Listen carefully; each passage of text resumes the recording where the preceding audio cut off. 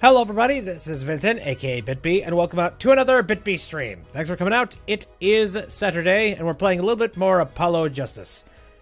We've been through quite a bit of it, so the last time we managed to get a singer a singer off the hook, and also sort of pseudo or her piano player off the hook with this whole Borginian nonsense.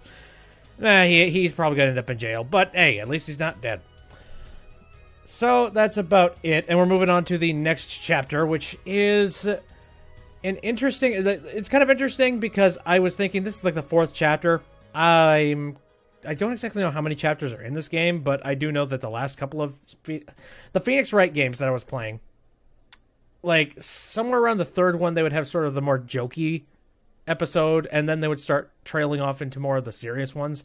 And I was kind of theorizing that maybe we're going to be moving off into the next ones, especially considering, like, out of complete boredom, I actually went and here. Yeah, the next one is called Turnabout Succession, rather. And like just out of complete boredom, I decided to look up the definition of succession. And see, the second one down, the action or process of inheriting a title, office, property, etc. So I'm just like, okay, so whose title or whose property is going down to who? Or alternatively, a number of people or things sharing a specified characteristic and following one after the other. So it's one or the two, and maybe both. Maybe they're going to be clever, being like, oh, hey, the word means both things here. But I don't know. I'm interested. I kind of want to see where things go, especially since we keep getting teased about this supposed, plan that Phoenix has involved with what? I'm not really sure. I'm sure it's for the sake of, getting back lost status or whatever the hell, but... Okay, so I just noticed right as I was getting into things that apparently I forgot to turn on the volume for the game, so whoopsies. So I guess we should just go ahead and restart that chapter before we get too far into nonsense. Anyways, so yeah, here's the cutscene again. And that is the whole truth of this case. And then you get to see a fancy computer. It looks like AT&T. And again, somebody's in the hospital. Snipped out. In order to understand it myself, I had to know the story of these last 7 long years. A set of cards. A murder most foul.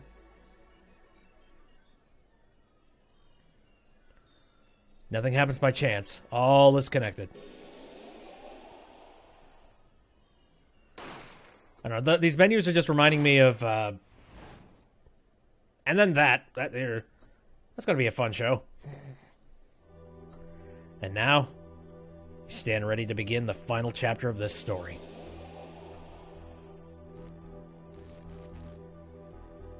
And then this crazy shit. I'm sure this is all going to... some sort of picturesque, just being like, look, it's symbolic and whatever. Will the defendant be found guilty or innocent?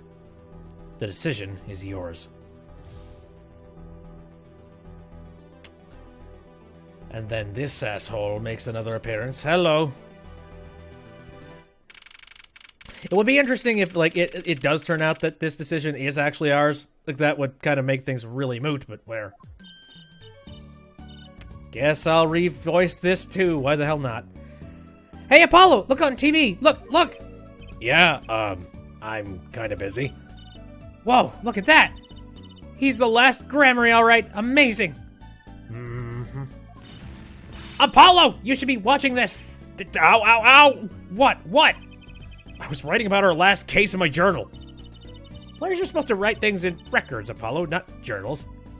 Again, I'm very, very picky about my diary. Excuse me, madam. Why now? That case was 3 months ago. Hey, it's a long story. I did a lot, I want to vacuum pack the feel of the moment for later.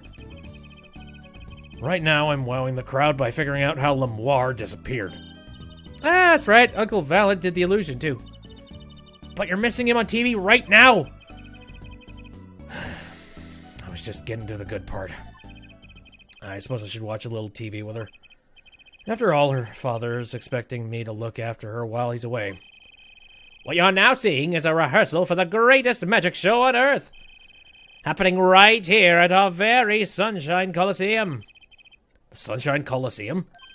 Hey, that's where the Gavineers concert was. Mm-hmm. And again, we're going to see so much extra bloodshed. Only 3 more days until miracles happen here, right before your unbelieving eyes. The legendary troupe Gramarye is performing for the first time in 7 years. That's gonna be great! I'm so there! You and Daddy are coming too. Yeah, again, why don't I have a say in anything? It's like, it's funny because I feel like Phoenix, once he finally did grow a little bit of a pair of balls, yeah, finally he can make decisions about what he wants to do. It's been like, no, I ain't going. Though, he likes fun and flamboyancy so much that I feel like he would either way. Legendary Gramarys. If Tracy's real father were still alive, he'd be on that stage performing miracles. Got the tickets and everything. Here's yours, Apollo. Yes. Holographic wonders. Squeak! You are here. Working hard or hardly working? Sup, friend? Hey, how you been? Hi there, stranger. Not exactly the kind of greeting I would want to hear from my own kid. Though he has been gone a long time. How's it going, Trucy? Here, I got a present for you. Yay, pudding! I love pudding!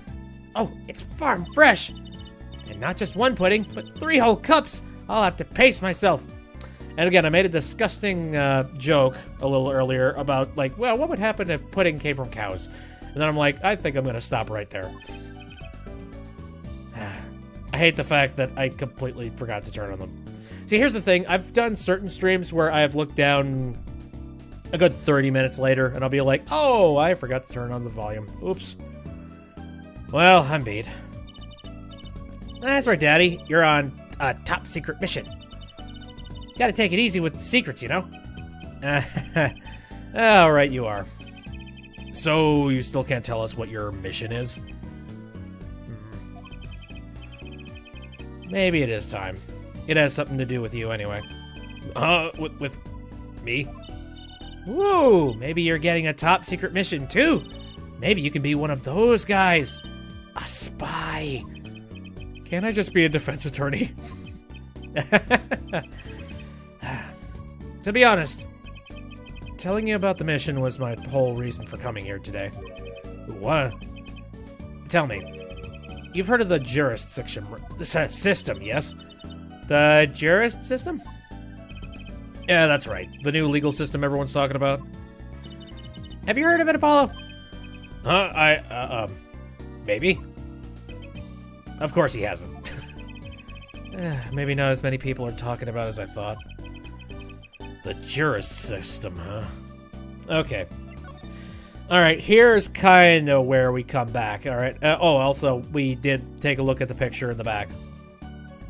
Why not? Let's examine it again. Because now we have context behind this picture. That magician in the photo. Is that your... The real daddy, yep. Zach Gramarye. He disappeared when I was little. I hung that up there so I wouldn't forget what he looked like. I see. She's smiling, but I bet that smile doesn't go very deep. Right then. Okay. Again, this is kind of where I left off. The jurist system. So, Daddy, what's this jurist system thing? Well, Trucy, do you know what a jury is? I've heard of it. Isn't that those people who sit in court in those old courtroom dramas? The ones who get to decide if a guy's innocent or guilty? Do you know, Apollo? Only from TV. It's 12 people chosen from the community, right? Well, they're thinking about reviving that system. They're calling the new system the jurist system. No more doing whatever you like, Your Honor.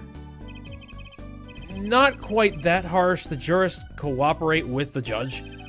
They help analyze the case from different angles. There will be only 6 of them under the current proposal, right? Wow, you know your stuff, Apollo. Their findings directly affect the verdict. Hopefully, people will start taking the courts a little more seriously now.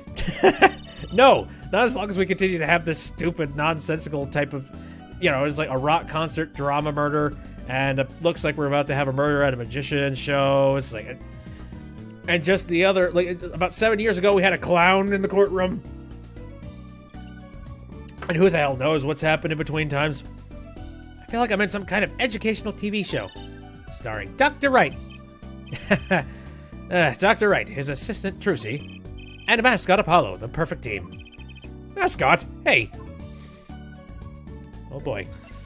So, yeah, can we finally hear about this secret mission of yours? So, what is this secret mission? The Juris system is my mission, more or less. Anyway, keep in mind that new ideas like this system are always risky, Apollo. Too true. Everyone's got an opinion, and they just talk, and nothing gets decided. Kinda like you, Apollo. I'm not that bad, am I? In any case, we're gonna give it a shot. A test, if you will. I don't like tests. We'll take a case as a sample and choose 6 jurists. I'll be the one helping with that process, incidentally. Helping? How? Well, for one, I'll be chair of the Juris System Simulated Court Committee. The chair constructs the ideal situation, choosing the case, the jurist candidates, even the judge, and the courtroom. Wow, it's like you have a real job! Yeah, frickin' finally. Maybe you can start raking in some actual money. That is a good question. Does this thing pay a whole lot of money? That would be nice, because when we were lawyers, we made zilch. I was never that good at the piano, to be honest. What's a lawyer? Always a lawyer, I guess. Trial's tomorrow, by the way. Don't miss it. The trial simulation, that is. A simulation, huh? Sounds interesting. So, what kind of case is the trial simulation about? Well, since it's the first run-through of a new system, I wanted something simple. Good thinking. No sense wearing yourself out on something too serious. True. The case is a murder. Of course. That's not simple at all. By simple, do you mean that the defendant is guilty? Yes, most likely. So, good luck, Apollo. With what? With the trial tomorrow. You're defending, of course. Recall that I said it had something to do with you? Go for it, Apollo! It's just a test case anyway. No sweat. It's a real murder. Isn't it? I think. I don't know. I can't even tell. Yeah, but there's still a verdict to be decided. And a potentially serious sentence. The most serious in a worst-case scenario. You mean the verdict's for real? That's not a test trial. That's a real trial. All the forms have been filed. There's no turning back now. Trial begins tomorrow at 10 o'clock a.m. Hope you can make room in your schedule. Why am I only hearing about this now? Yes. There was a change this morning. I picked a new case. Something that happened last night. Uh-oh! And again, I'm sure it has everything to do with that magic show, but let's ask about the, valid. Hey, Apollo, I know you're all excited about that secret mission, but what about this? The Troupe Gramarye's Grand Magic Show! Oh, right, the card tricks. They're not card tricks! They're grand illusions! Miracles, message... Oh, so what? That's 3 whole days from now? It's at Sunshine Coliseum. Let's go! Let's go today! We can say hi to Uncle Valent. Have fun. What? I can't go by myself! You know I'm not very outgoing. Right. Why not go with her? But what about the secret mission? Oh, don't worry about that. You'll hear all about it tomorrow, regardless. I don't trust that smile. He knows something that he's not telling me. Yippee! Now you can take me to the Coliseum. I suppose it wouldn't kill me to pop over there. Gramarye. That reminds me. What's this, Daddy? Isn't that Silk Cat the isn't that Silk Hat the Grammary Seal? Consider it a birthday present, Trucy. Thanks, it's great! But today isn't my birthday. Good point. What day is it today, Apollo? Today, I think it's Recycle Your Plastics Day. Then it's a Recycle Your Plastics present. The hell? Yippee! It's plastic! I've given up trying to understand them. It's much easier that way. So many goddamn in-jokes. So, what is it? Can I open it, Daddy? No. Oh, okay. Stern. Huh? You'll need an envelope someday. Someday soon. Don't open up do not open it until then.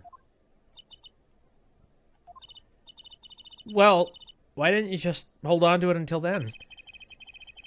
Because that would be the logical thing to do. What a test. What a freaking test. Interesting. Probably something about the daddy. An envelope about the Grammarys, huh? Alright. What the hell is this trial simulation you're talking about? Let me readjust myself real quick. Alright, so what case are you going to use? You really want to know, do you? Of course I do! I mean, I'm going to be defending, aren't I? If all goes well, then yes, of course, this is just a test. We wanted everyone to start without preconceptions. A blank slate, as it were. But there's a difference between having a blank slate and just being totally clueless. Whose dumb idea was that anyway? Well, mine. Committee chair, remember? Oh. Well, if you want to know that badly, I suppose I could give you permission to examine the scene of the crime. Good. That's better. But you can't talk to anyone involved with the case. What? Then how am I supposed to defend? You let me worry about the details there. Remember, I'm in charge of this trial. All of it. But you don't want it to backfire, do you? Apollo. If I'm in charge of the whole trial, that means the entire affair is my responsibility. For good or for bad. Just do what you can. And don't worry, I know what I'm doing. All right. I'd recommend going down to the detention center. Your client's waiting for you. You can ask about the scene there. But you just said I couldn't talk to anyone involved. Oh, you can talk to your client. If you can get her to talk. Another one of these! Well, time's a-wasting. Great. So fun. For old time's sake. Presenting, are we? I did my fair share of that back in the day. Showed my attorney's badge a lot, too. He may look cool and calm now, but you should have seen him before. You know me too well, Trucy. I'm glad I provided this opportunity for a little family bonding. Okay, man. Where do I want to go? Yeah. Talk to our client in a little bit. October 7th, Sunshine Coliseum. Woohoo! This is it, Apollo! Place where magic and dreams converge. Just a while ago, it was the place where murder and nightmares converged. Let's go say hi to Uncle Valen. What about the case? Only a performer laughs like that. The young Miss Trucy! How often I hope we'd meet, again, only to tell myself it was an impossible dream. Hey, Uncle Valen, how's it going? I'm glad to see you, too. Of course you are. Humility is definitely not one of the strongest traits. Jesus Christ. Just out of frickin' nowhere. He likes to disappear and reappear at complete randomness. Well, Miss Trucy, how does the day find you? If you've come to give me flowers, do it after the show, I beg you. Actually, we came to wish you good luck. And congratulations on your big magic show. Oh, but it is I who wish to congratulate you. Not everyone is so lucky as to witness miracles such as I shall perform. Yeah, you're amazing. We get the picture. The world will watch in wonderment as Magnifie's illusions are reborn, here on stage, by my hand. Well, goody goody gumdrops for you, Mr. Showman. Everyone's talking about the big magic show. Is it true that the Gramarye Miracle is back after a 7-year absence? Miss Trucy, I must apologize. This show and this honor should have been his. Yeah. Daddy. My co-magician in training, Zach Gramarye. If that terrible thing hadn't. It's okay. Your father was a great magician, Trucy. If he were alive, then I, Valiant Gramarye, would have been proud to stand upon this stage as his assistant. Thanks, Uncle Valiant. You know, I'm happy you're doing the show. To think, we get to see the great Magnifie's illusions again. She really is looking forward to this, isn't she? It's her daddy's magic tricks, so yes, of course. My mentor, the magnificent Magnifie Gramarye, was a true deity among magicians. A creator god who gave birth to magic and illusions that defied our very imaginations. I was so little when I last saw one, but I still remember his shows. He did wheelies in a sports car through the air above the audience, and then sped off to outer space faster than the speed of sound. I'm guessing that memory was a bit embellished.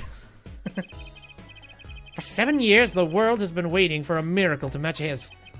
As heir to the Gramarye Troop's secret, it falls to me to provide one. It is my God-given destiny. Yes, you, nameless face who speaks for the nameless masses, how could I help you? Well, screw you, buddy! If the world was waiting, why did you hold off for 7 long years? It appears the lad is uninformed. Perhaps you have heard of the magic known as law, which governs our land. I have, though I'm not sure it qualifies as magic. The performance of Magnifie's miracle was impossible. A certain law prevented it for 7 years, but no more. 7 years? That phrase sure likes to pop up, doesn't it? Yes, this game has some weird fascination with the number 7. Very lucky, but unlucky at the exact same time. And why was that? A little matter called performance rights, Miss Trucy. Again, based on what we saw in that little preview video, I'm going to guess and say that this had something to do with just the fact that you probably don't want to be using live guns and shooting them at people. Can you tell us about these performance rights? Magnifie's mirror relied on an incredibly innovative idea. A trick, if you will. That trick was considered his property, and as such was protected by property laws. What? Bullshit. Intellectual property, maybe? Magnifie knew this and bequeathed it in his will. To one person. Oh, you mean him? Yes. Miss Trucy, it was your father. Zach Gramarye was the inheritor of the Gramarye Miracle. Daddy? Yet, as you well know, he is gone. He disappeared suddenly, 7 years ago. I think I see where this story is going.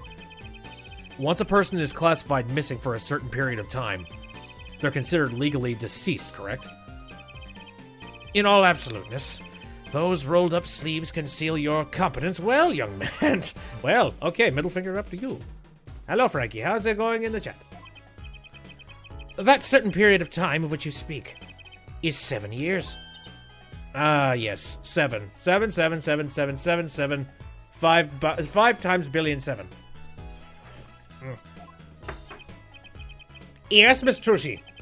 Though it pains me to say it, this past spring, April to be precise, was the time your father was legally declared deceased. In the absence of a formal will, the secrets of our mighty mentor, Magnifie, passed to me. This was in fact stipulated in the will by Magnifie himself. Wow. Wait, it said in the will it's been like, okay, so if Zach can't take the thing, or, you know, if somehow he disappears, then you get it. That's kind of weird. And also, that's less of a magician and more of a psychic. Is that how it works, Apollo?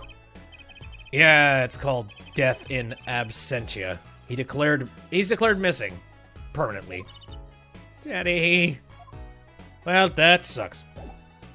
I wonder if there's anything that you'd be interested in looking at. A challenge, is it? You want me to make that disappear? Very well, give it to me. No! No, this is my power. My only way of showing people and showing off. No thanks. Are all magicians like this? Apollo, what was that look just now? I was just thinking how hard it is to get any information out of a magician. Okay, well, you think about your own ticket. Oh, no, don't make that disappear. I'd like to see the show, please. Thank you. No. What about this? I was wondering if you could tell me about this. Why? That bears the Gramarye seal. Uncle Valent? Is something wrong? Trissy, where did you get this? Daddy gave it to me. Your daddy? My partner? No, my other daddy, Phoenix Wright. Why now? Why would your Lord Daddy... Lord Daddy? That's kind of stretching the whole archaic thing a bit. But this signature upon the back, do you recognize it? That belongs to none other than Zack Gramarye. I knew it. What? Daddy signed this? Yep. I figured. Might I be so bold as to open it? I'm sorry, but I can't let you do that.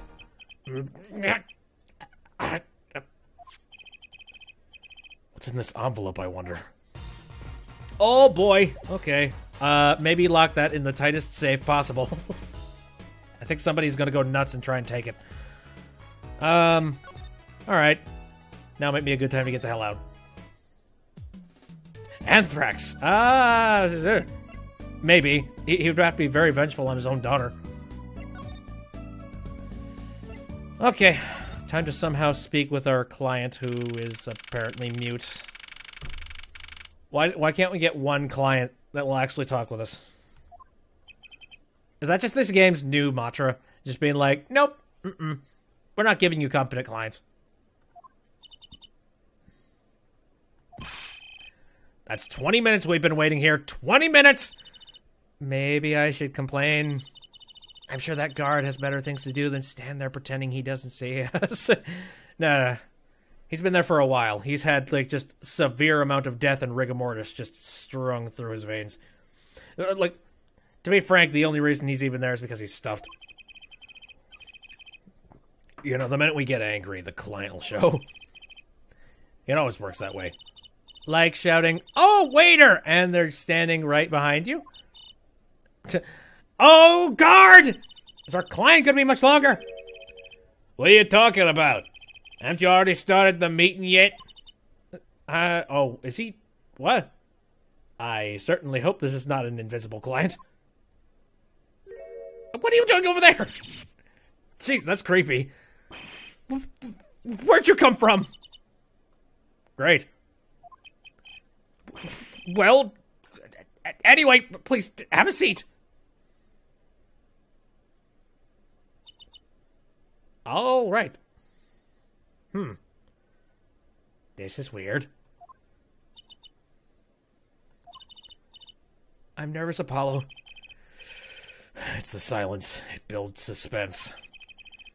Why don't you do something, Trissy? You're a magician, aren't you? That's right. Okay. Oh, good. Yeah, that's not gonna freak her out. I'm the amazing Mr. Hat! Stone cold, holy shit.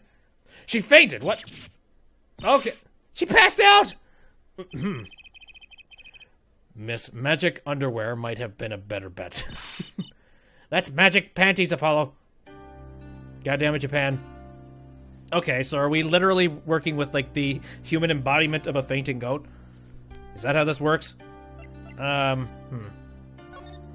Okay, let's... I feel like I'm gonna try all these and they're not gonna work. Hi. Well, I'm your defense. I really think it has to be fate, you know? And by fate, I mean destiny. Did you know I'm good with astrology? Tell me, what's your sign? Stop trying to hit on her. I can tell you mine if you like Apollo. Yeah. No, never mind. I just got carried away there. I seem destined to get difficult clients, it seems. That seems to be exactly right. Okay. So, what's your name? Oh, right, I'm supposed to introduce myself first. I'm Apollo. Apollo Justice. And I'm Trucy Wright. I know. This is getting nowhere fast. The case? Hey, I know! Maybe you can tell us what happened. I'm your defense attorney, after all. Wow. So, I was just gonna say, like... just like the book in her hand, she is a closed book. Anything out of the ordinary happened lately? Well, the other day, this tourist from out of town stopped to ask me directions. Later, Trucy. I feel like I need to ask directions myself here. Well, that was fruitless. Though I think I understand despair a little better now. You did good, Apollo. We got nothing. No, we did not do good. What? Okay. A little glass hand. Look, she's doing her nails. What? What? Are nails more important than defense? Is that it? Let's go, Trucy. Wait, what is that? No, go back. Excuse me. Whoa. Okay, thank you. Could you read this? Sure. I feel like a teenager on a first date. And this is the love letter we passed through the desk to desk at the school. Stop looking so wistful and read it, Apollo. It's a business card with a name and address. The name is Vera Misham. The address is for Drew Studio. Weird. And you're giving me this card because...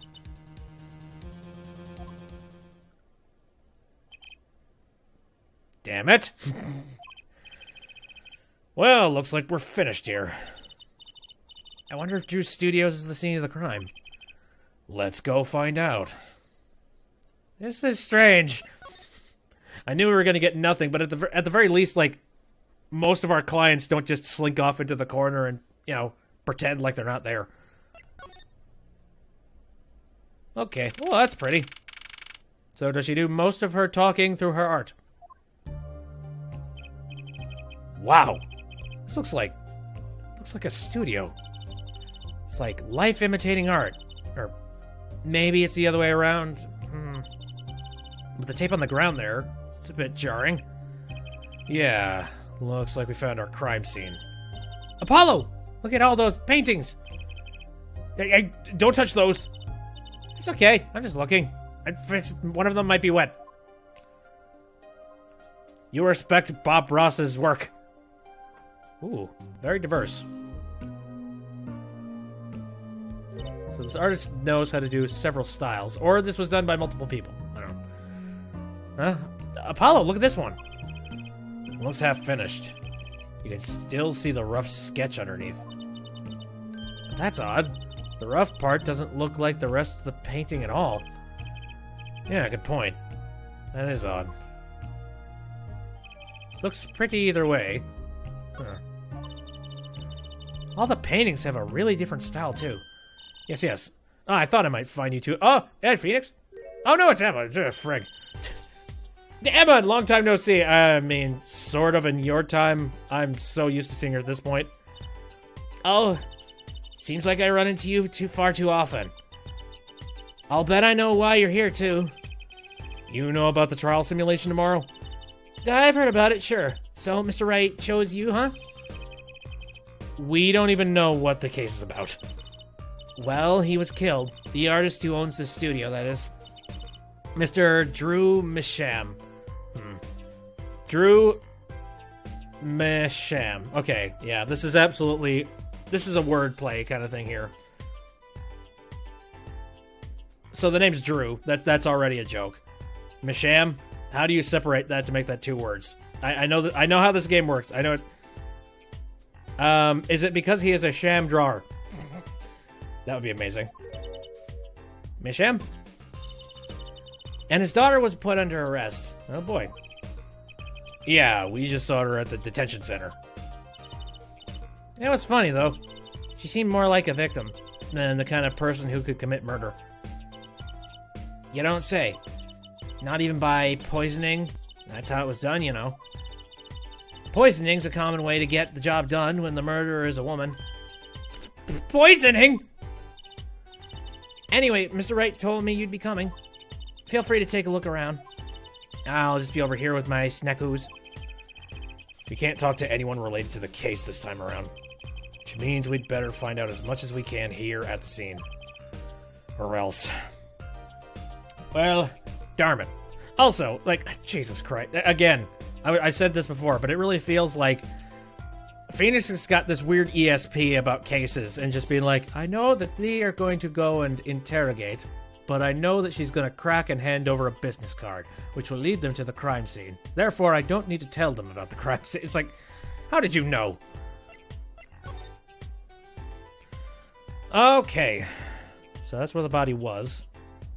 I guess we could look at the painting again. I wouldn't mind taking a closer look at those paintings. Ah, good. Ah, I just love oils. You know how they're so thick? Is that the word? These paintings are all dry. I'm just surprised at how different these all are. Yeah, and what's going on with the half-finished one? It must have been a work in progress. You can still see the rough sketch below.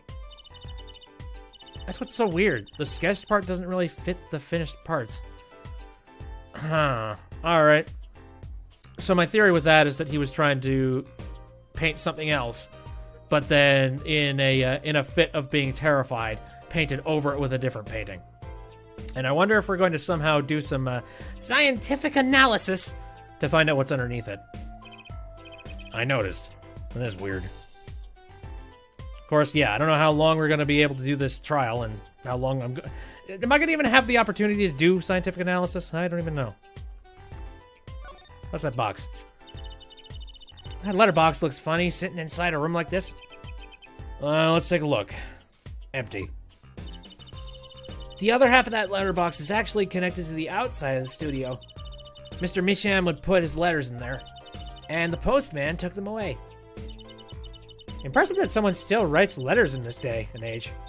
Or wrote, rather. That's a shame. Let's see. Now, it's funny, I actually heard a story from my mom recently. Apparently, like, her dad used to send them messages on, like, a constant basis over the mail. Before, unfortunately, he has passed. But she was just like, I wonder what it would have been like to, like, have him live in a day and age where email was a thing. You know, it's like, how often would he be sending emails? And I'm like, I really feel like that's one of those things that he would have absolutely no interest in doing. I feel like he would just keep sending the physical mail and call it a day. Ah, that's the victim's coffee mug. Aha! So the poison wasn't here. This is my first time seeing a real poisoned mug of coffee, and it's probably not all that interesting. I would hope so. What is it with coffee and poisoning in this game, for God's sakes? Poison coffee. Not exactly, actually. What do you mean? No traces of poison were found in the coffee. What? You'll have to figure out the rest yourself. I'm officially not on your side, after all. Great. Okay, so she's willing to say certain facts, but apparently there's a moment where he's just like, nope, stop. So I couldn't help but notice there's a hidden painting behind the wall. Hey! There's a painting hidden back here. Hey, you're right. What if it's embarrassing somehow, and he didn't want anyone to see it? You certainly seem pleased by the possibility. Whoa, it's like Starry Night. Oh, and it's also very, very similar to that other painting. Huh. I'm sure that'll tie in somehow. Oh, it's so normal. Oh, it's so normal. It's hardly something to get mad about. What is it, Apollo? Well, doesn't this painting look like... never mind. No, it does. Maybe, is this just one of those painters that knows very well how to make specific things and nothing else? It's one of those... I better get a professional opinion on this. Professional opinion, eh? Who the hell's a painter? I don't know. I feel like if I try to present anything to Emma, she's just gonna say, nope! Shut your mouth! I am not giving you anything. Alright. I've danced around it long enough. Let's look at the corpse. Eek! Apollo, that's where the body was! That's the spot where Mr. Drew Misham passed away. He put the coffee mug to his lips, and the next moment... There's quite a bit of paint on the ground. See the half-painted painting there? He must have been working on that right up to the moment he died. Wow! A true artist to the end. Or maybe he started it a year ago and was procrastinating. That sounds about right. So that's all about... Alright, I'll try to present. But... Again, I get this very funny impression that she's going to give me nothing from it. Oh, Emma, I was wondering about this painting here. That one? What about it?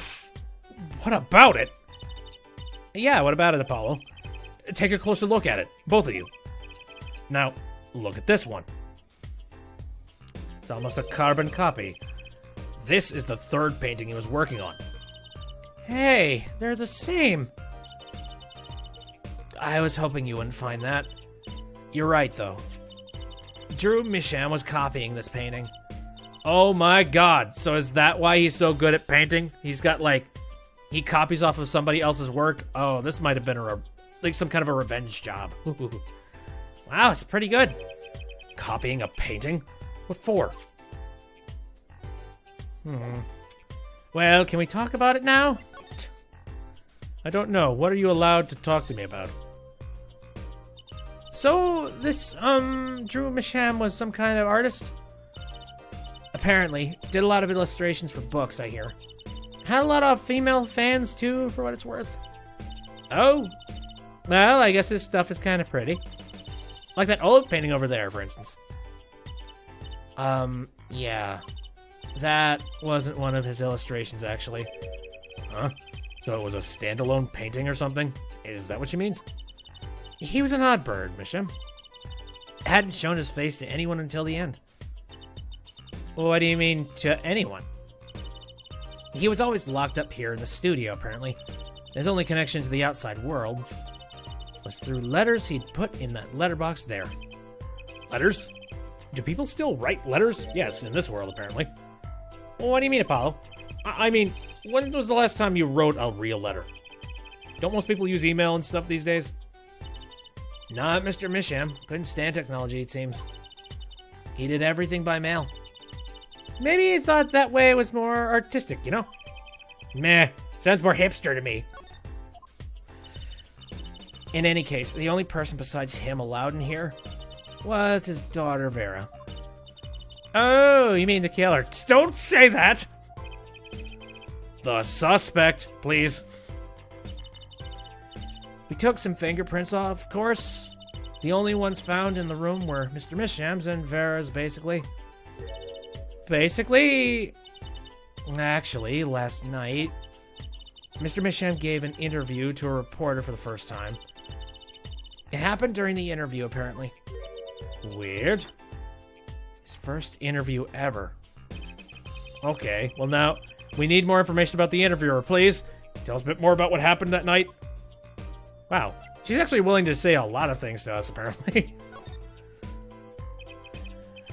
So, this woman, Vera, she's Mr. Misham's daughter, right? Yep, a real sickly girl ever since she was little. Hardly ever went outside. She did kind of give off a withdrawn sort of aura. She was homeschooled by her father, apparently. Oh, yeah. That'll hurt. Actually, that really does explain. She wasn't very good with the whole, like, one-to-one communications thing. It was quite a scene when they took her into the detention center. She was screaming about how she'd die if they took her outside. That does sound like a scene. Okay, now all I'm thinking is that one movie, Bubble Boy. You know, oh god, what was the actor that played Bubble Boy? I don't even remember. And it was just the one where he was locked up in a bubble, and that, like, his mother and everybody told him, if you leave the bubble, you die. In the end, she agreed to leave if she was allowed her good luck charm for company. Her good luck charm?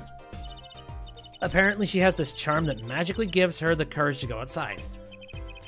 Why can't I ever get a normal client? Why would a shut-in daughter kill her own dad? Good question. I don't see it. Don't look at me. So, about the poison. It was found to be in his coffee, right? No. Not precisely. Not precisely? What does that mean? It means see for yourself, I think. Oh, yeah, we can investigate things by ourselves. Whatever, we have other stuff to talk about. Like I said, last night was the first time someone from the outside came into the studio. I guess mysterious painters who never go outside make for good articles. I guess it is interesting to hear about hermits. Weird people that just, like, lock themselves in and figure out what their lives and their worlds are. Of course, that can lead to some ridiculous hoarding. By God. Like, have you ever seen the show Hoarders? That's kind of sad. And it just so happened that he died the night of the first interview. At around 9 o'clock p.m. every night, Vera always made him a cup of coffee. Last night, he drank his usual coffee and suddenly became violently ill. And died? She poisoned him on the night of his interview? Wouldn't the reporter see? He wasn't near Mr. Misham when she bought her father the coffee. He was checking out some equipment in the back of the room. Ooh. Can I go over there? Supposedly, that's why she didn't notice he was there. It was the reporter who called the police, in fact. Probably the only one that has a frickin' cell phone. Wait, but why is she the suspect? If anyone's suspicious, it's the reporter. Yet, the reporter never got near Mr. Misham's coffee. Even Vera acknowledges that. Regardless, I want to know more about this reporter. Alright, well, let's talk about forensic science, apparently. Sure, let's just derail for a second.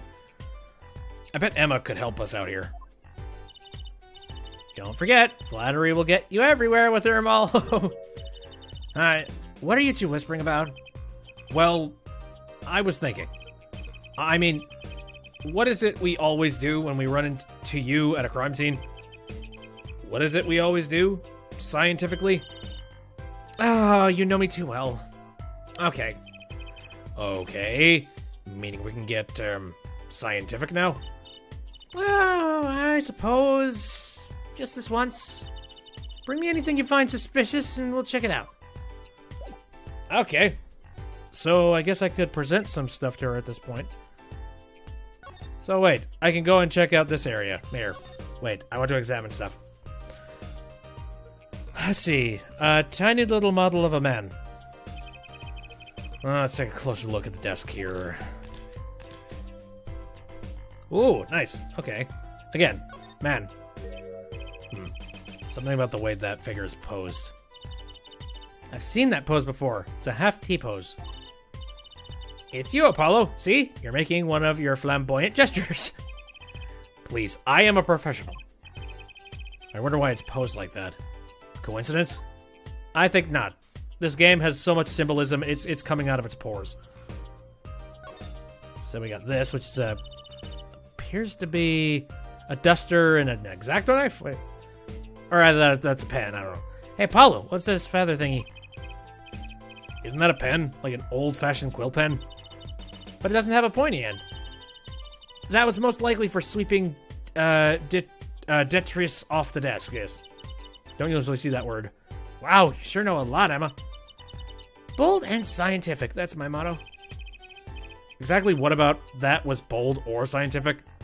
Yes. Seemed more factual. Books. Is this a journal? Wow, talk about a clue. Let's read it. It's a personal diary. I have a connection to personal diaries, madam. What is it, Apollo? He didn't write the name of the killer, did he? Oh, no, he didn't write the name of the killer, did he? It's new. He didn't write a single line. You had me going for a while there. Well, shit. Well, then we got some pictures. So, this is Drew Misham. And this little girl must be Vera. Yeah, they took that some years ago. They look close. Happy little family. Until you arrested his daughter. Look, I was personally against that, okay? She just didn't seem very suspicious, scientifically speaking. Right. Now we got a lamp, but that's nothing. Oh, hello. There's a drawer open. This envelope has been opened and resealed. Ooh, I know how to do that. You take a pot of boiling water and hold the envelope up to the steam. Glue melts, and it opens. Cool, huh? Whoever did this wasn't so delicate. You're right. Looks like they just ripped it open and stuck it back together. Huh? Postmark on this letter is from 7 years ago. 7 years! Oh my god. Why would someone open a letter then seal it again? I better hang on to this. Yeah, that's something that we could show off and scientificify. I think. Okay, so there was that. That's a lot of paints. Or a shitload of chemicals. Oh, yeah. Look at all these paints, Apollo. There's so many. He's got, like, 20 kinds of red. You could repaint your suit, Apollo. How about this shade of green? That'll be enough of that, thanks. No. Okay, so there's that. What's all this machinery gobbledygook in the back? What's all this equipment here for? Doesn't look very artistic, really. Is this just like a paint shaker? He had everything from a lathe to a laser cutter. Looks like he was ready to work on metals and wood, too. Oh, nice. I think that would have been cool to see, like, what the hell a painter would make with just a laser cutter in it, like a laser engraver. Though his equipment is a bit old, to tell the truth. Why would a painter need all this? From the dust, I'd say he hasn't used this stuff for years. This corner doesn't fit with the rest of the studio. Oh, do you think I could borrow this? I want to cut a quarter in half to make a trick coin. This is a crime machine, Trucy. But these cost like $50 at the magic shop. Well, screw you. Just because you're thrifty doesn't mean that you get to be able to use the crime scene for your own personal gain. Okay, so there's those machines, that stuff. These things over here.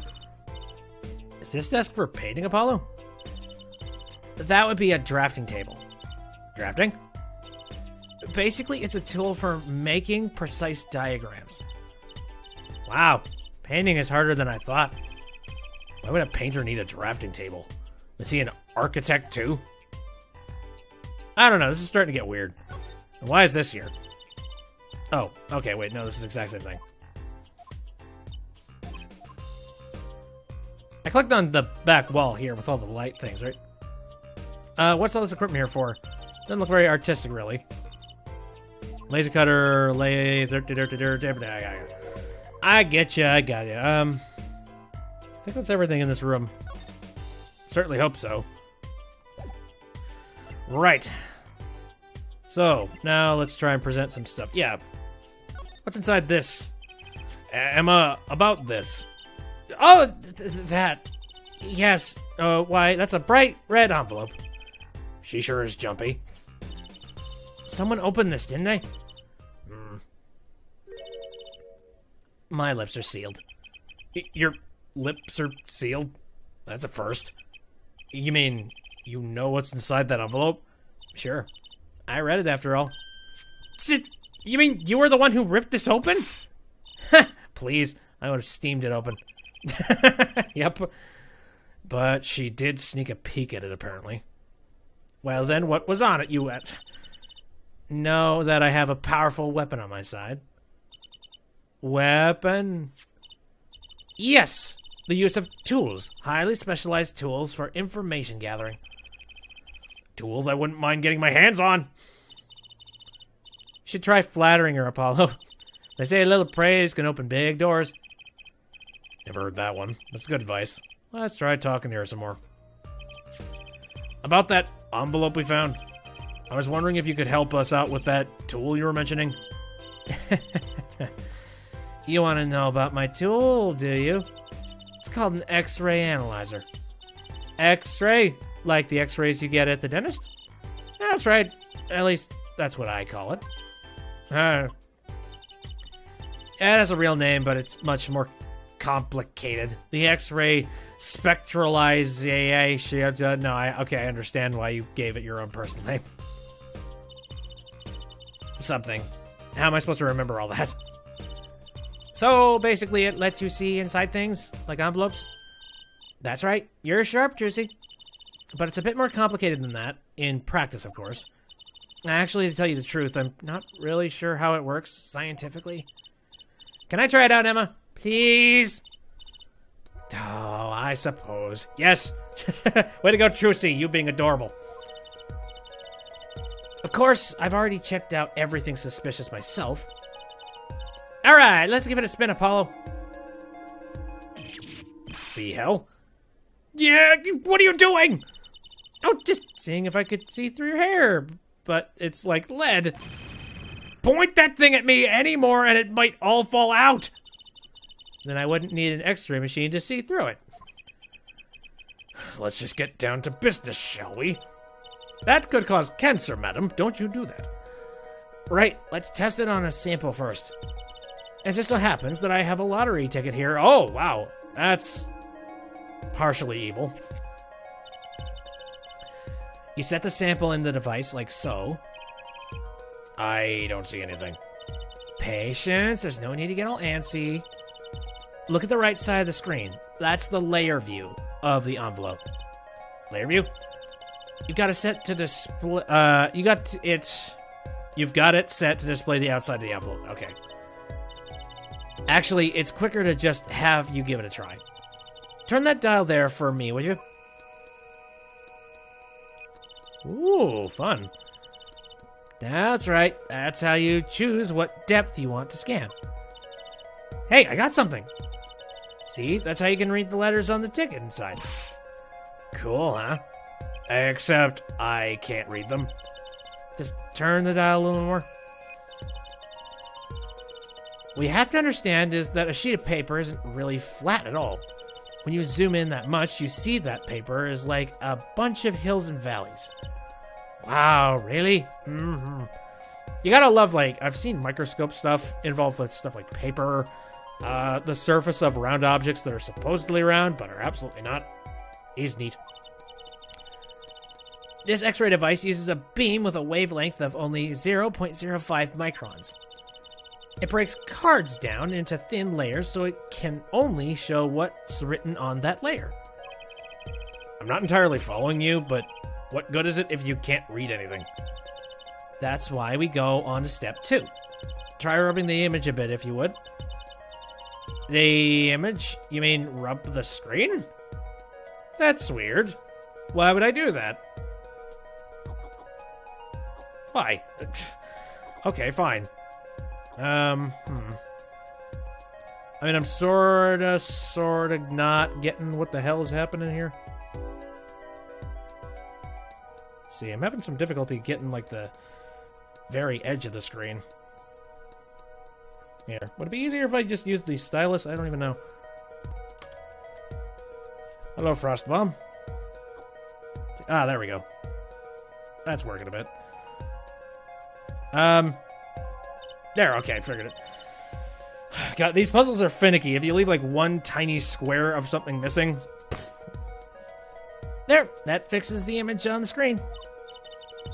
Now, turn the dial again, just a little. Oh, I see what's going on here. Right, I'm gonna pull out that stylus again. I should probably just keep it out. Good. Now you can rub this image to fix it, too. Hey, I get it. We just keep doing this until we've got the whole thing. Exactly. Not bad. Neat. Let's do it some more. Boy. We're helping her cheat with the lottery. I'm not very comfortable with this. Oh my god. Wait a minute. There we go. I think we dialed it in properly. Hold up. Yeah, there we go. Stuff's starting to actually clear up. Thank God. All right.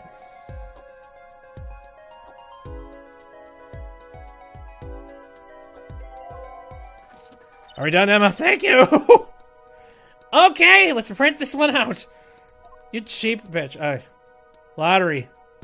Oh, big winner. Well, good for you. Woohoo! I'm a big winner! See, this is the true hidden power of my weapon. Neat, huh? Now, let's try it on the real thing, shall we? No!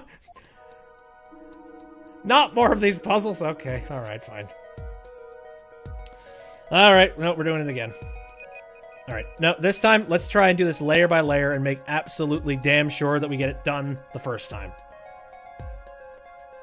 That'll make it so much easier. So, in theory, could I use this on the envelope that has been handed to us?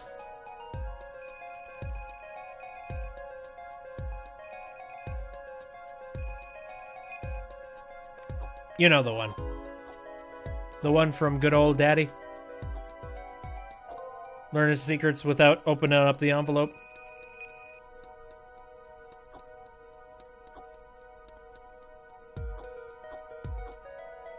Okay, it's working fine.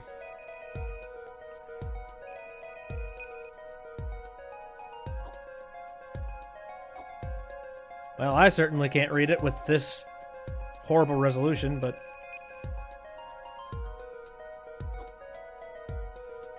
To those who it may concern.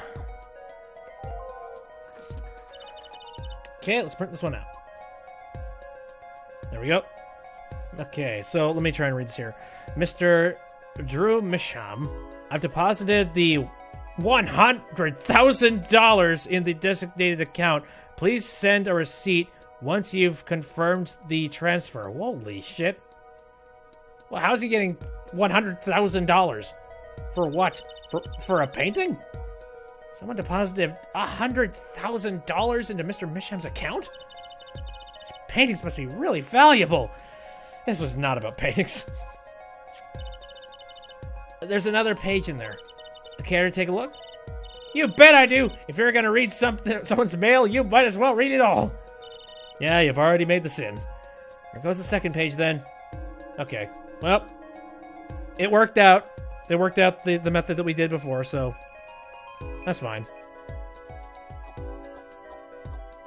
It's a bit of a dry section of the game, because I don't know, I guess it's kind of cathartic for the person actually doing it. I'm sure it's not all that interesting for any of you guys watching this.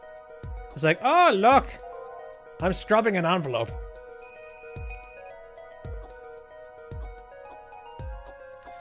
Alright, so the first part of the envelope talked about $100,000.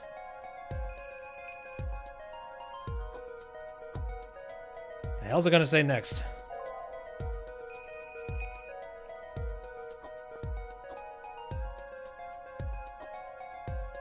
Now again, I'm currently streaming this over on Twitch and on Mixer, and I got a few people that have popped in and out. Okay, let's print this one out. Sign the papers and send in the enclosed envelope with the enclosed stamp within 3 days. I need not remind you to speak of this to no one. Yeah, this is nothing about paintings. So it was a letter about payment for one of his paintings? Why all the secrecy, though? And what? Why was this letter the only one in here? It's 7 years old, right? Maybe it had some special significance to him? Well, Emma? Well, indeed. Snuggles.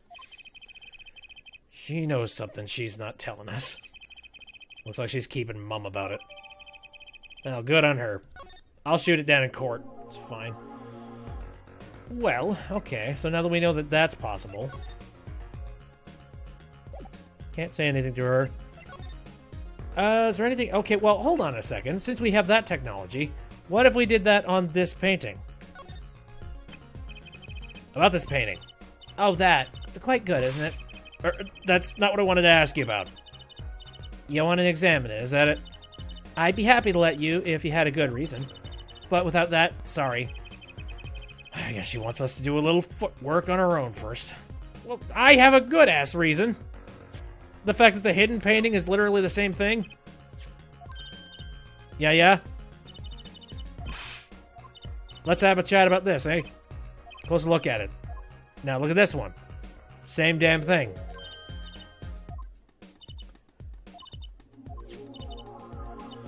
Right? Copying the painting. Why would you do that? Clearly, we should be examining this one. But I'm sure she's gonna want more proof than that. Why? Okay. So I guess we can check this ourselves. Let's take a look. So that's the spot where the poison was, eh? Hey, look there!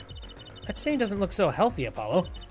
That must be the Blue Mountain stuff we've been hearing about. Something tells me that even Blue Mountain coffee isn't this blue. No, the stain is probably... But what poison is nuclear blue? Jesus. Okay. Emma, about this mug.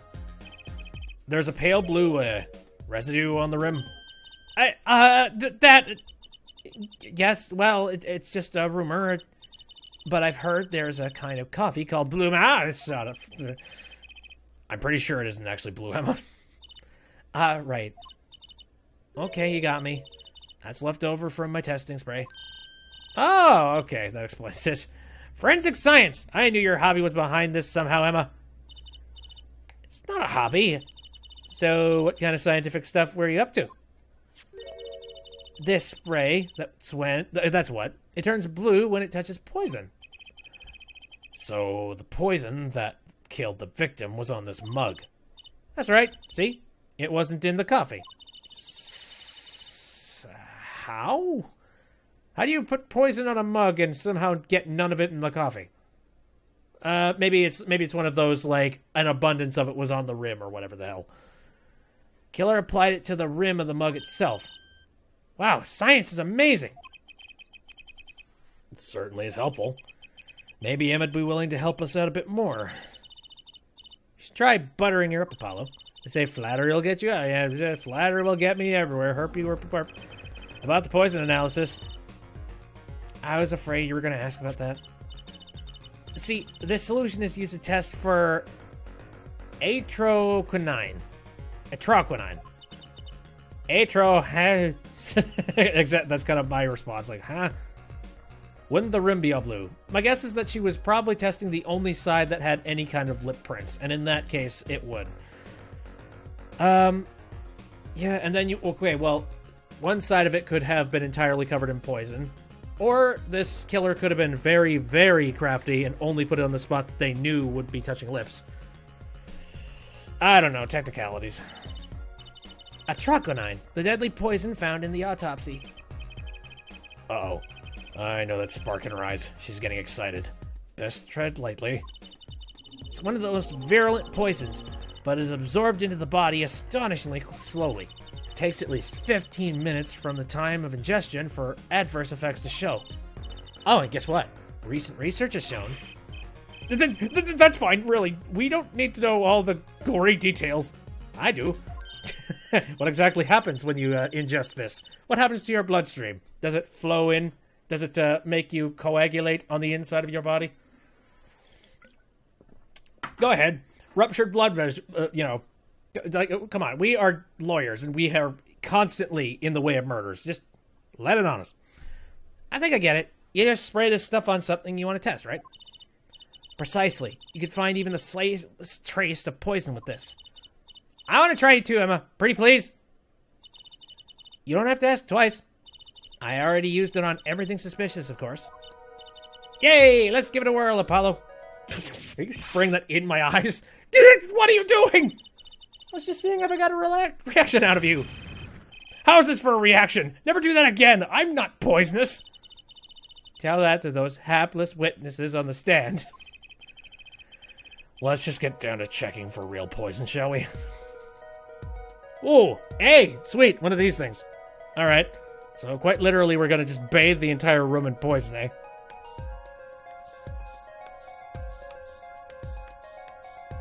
Let's see.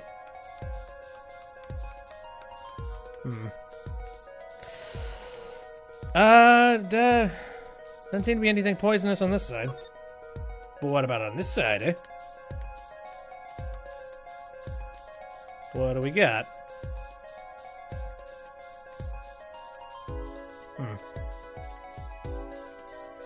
Not seeing anything of value.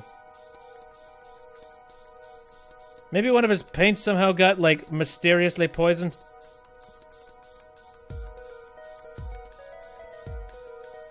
An overdose of a lead? Alright, no. Okay, let's try this again. Because I probably missed something in here. This is the room with the most clutter, so...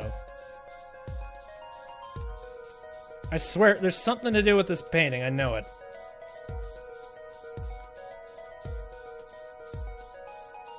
Maybe the mirror? I've been spraying this room for a very long time.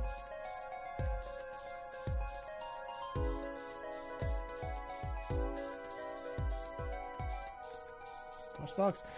Oh, good. Another one of these situations. Cool.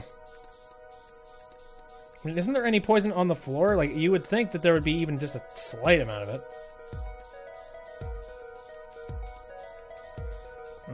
Going left? Yeah. I am left. Does it have to do with the easel, perhaps? I don't know. The easel is not... Something to, I feel like I need to tap it, like, directly or something.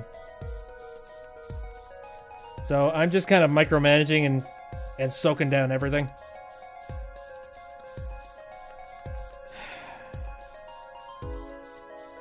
Frickin' luminol cases, I swear to God.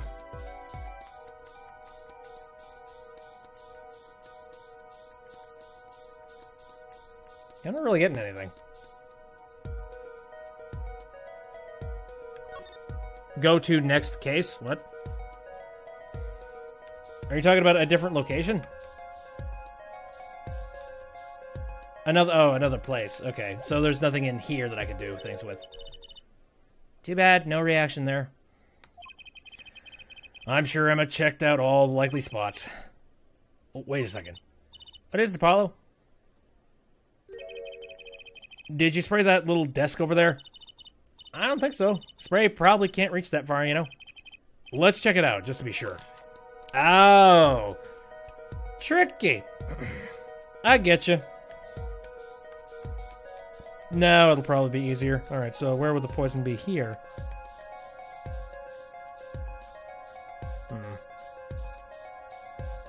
No. Little dolly. Maybe inside the drawer. Pen doesn't seem to be giving off anything. Damn. Oh, hey, hello. A very tiny picture? That's weird. What's going on there? Eek! A reaction, Apollo! God, where? The inside of that cute little frame, look. Well, would you look at that? Nice going, Trissy. I'm known to work magic. Never mind that I was the one who found it. Tiny frame added to the court record. So what the ever loving hell? Okay, so there was poison on this thingy. Why would the inside of that frame have poison on it? It looks like we found the only other place that was poisoned in any case. So, Emma, I was wondering. What's the story about this reporter that came here for a story the night of the crime? I'm afraid I can't tell you because he's going to be a witness tomorrow, I hear. I thought so. I'll never forget that face, but... what was his name? Oh, right. Brushel! Oh, fucking hell. Brushel. Really? Okay, now I can already tell that's a pun name. Brushel? He's after a scoop to sell to the papers. So a reporter comes from an interview with a painter. His first interview ever. And that night he's killed. Seems strange to you? Really strange. It does raise a few questions. I'd like to speak with this reporter if I could. Well, I hear he's on the beat today, too. He said something about covering a magician. Magician? Well, if it's not Trucy, that leaves only one other person. It wasn't Valant Gramarye by any chance, was it? Yeah, something like that. He's got some big show lined up here. So he's out interviewing Valant Gramarye. Looks like I'll be heading out to that Coliseum again sooner than I thought. Here, I'll give you that reporter's card if you want. Very nice. Frickin' Brushel. Okay, wait a minute. Alright. So the other guy was Mark. This guy's Brushel. Actually, no, what's his name? Wait, hold on a second. No, it wasn't Mark. It was, Durf. Drew. Damn it. Drew. Brush. Shit. Why'd I say Mark? I think Mark, just in my head, Mark with paint. If I meet anybody with Mark, I'm just gonna laugh. And also make a room quote. But... Hi! Have you seen somebody? Yes, I could present that thing to you. Sup, have you seen somebody named Brushel show up? So, a journalist was here on a story? All eyes in the universe are upon my stage. All pens seek to commit its mysteries to paper. His name was Brushel? Brushel.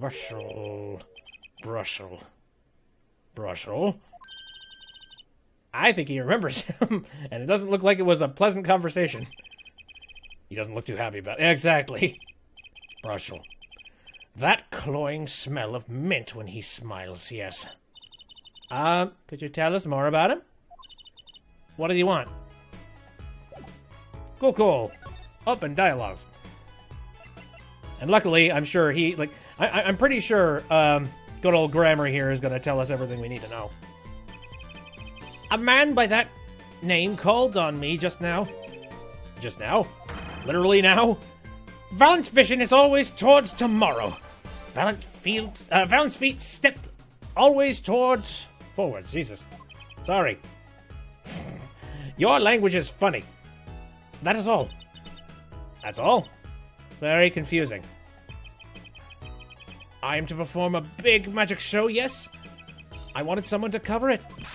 Yet he had ears only for that incident. That incident? In any case, I requested that the rapacious reporter remove himself. So a painter has died. What of it?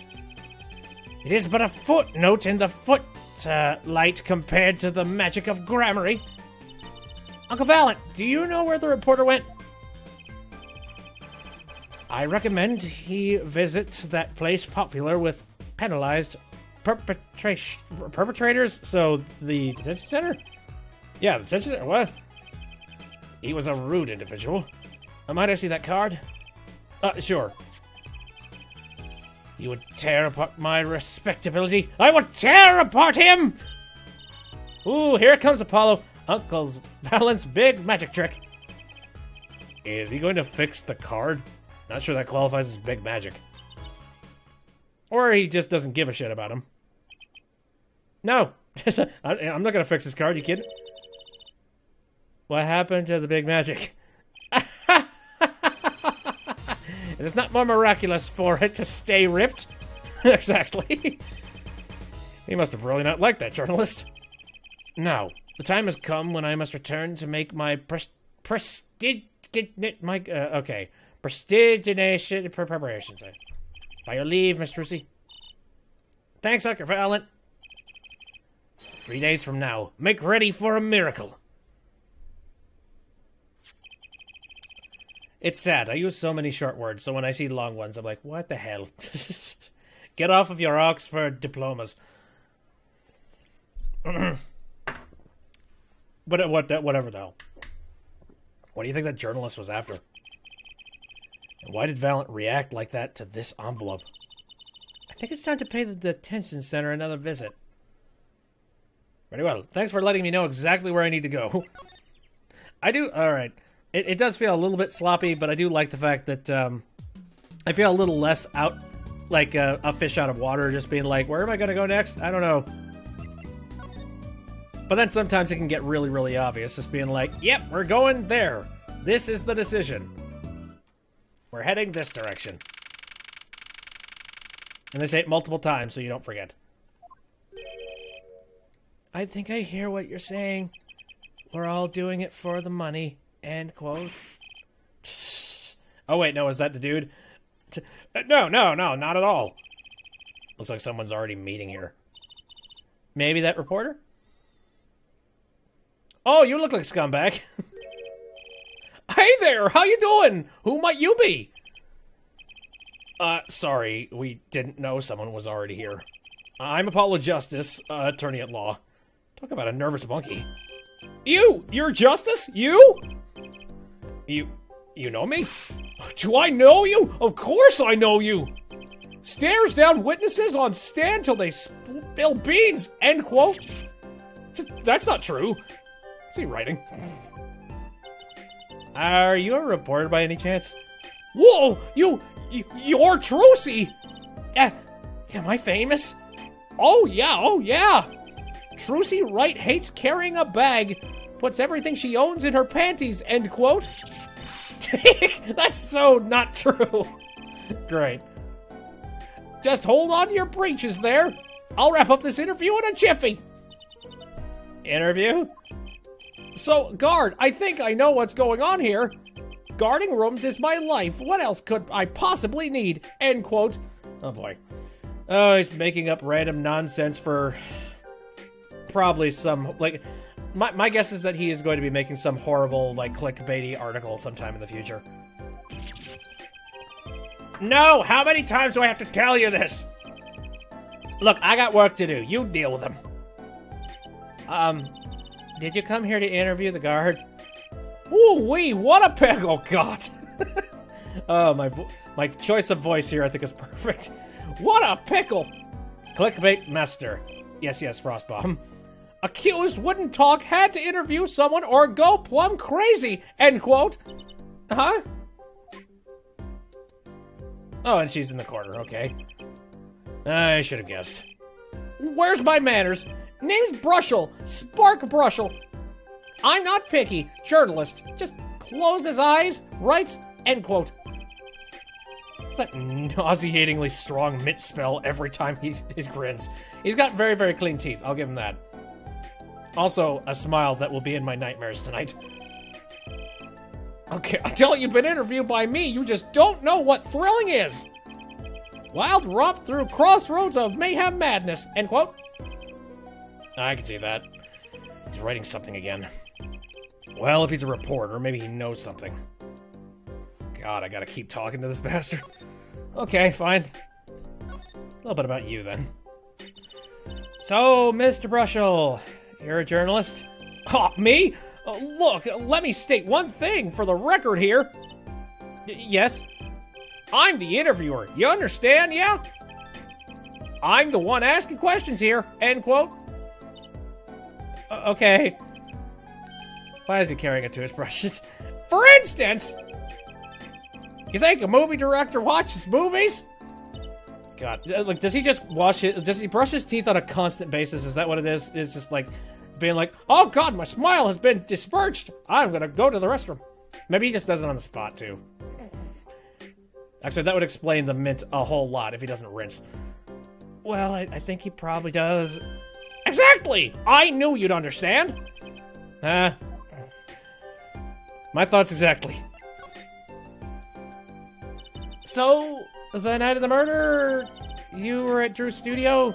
Who, me? Look, let me state one thing for the record. Yes? I may look calm and collected, but I'm busy, real busy. Always on the road. Journalist always buys one-way tickets, never looks back, end quote. I can understand that philosophy, but you want to know the thing about one-way tickets? Once you use them, they're gone. All because you have to give them to the guy at the airport. True enough. But don't they give normal tickets away too? Exactly! See? It's the same thing! What is?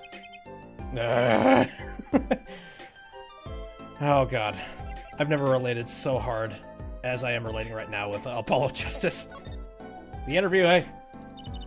So, you went to do a story on Drew Misham?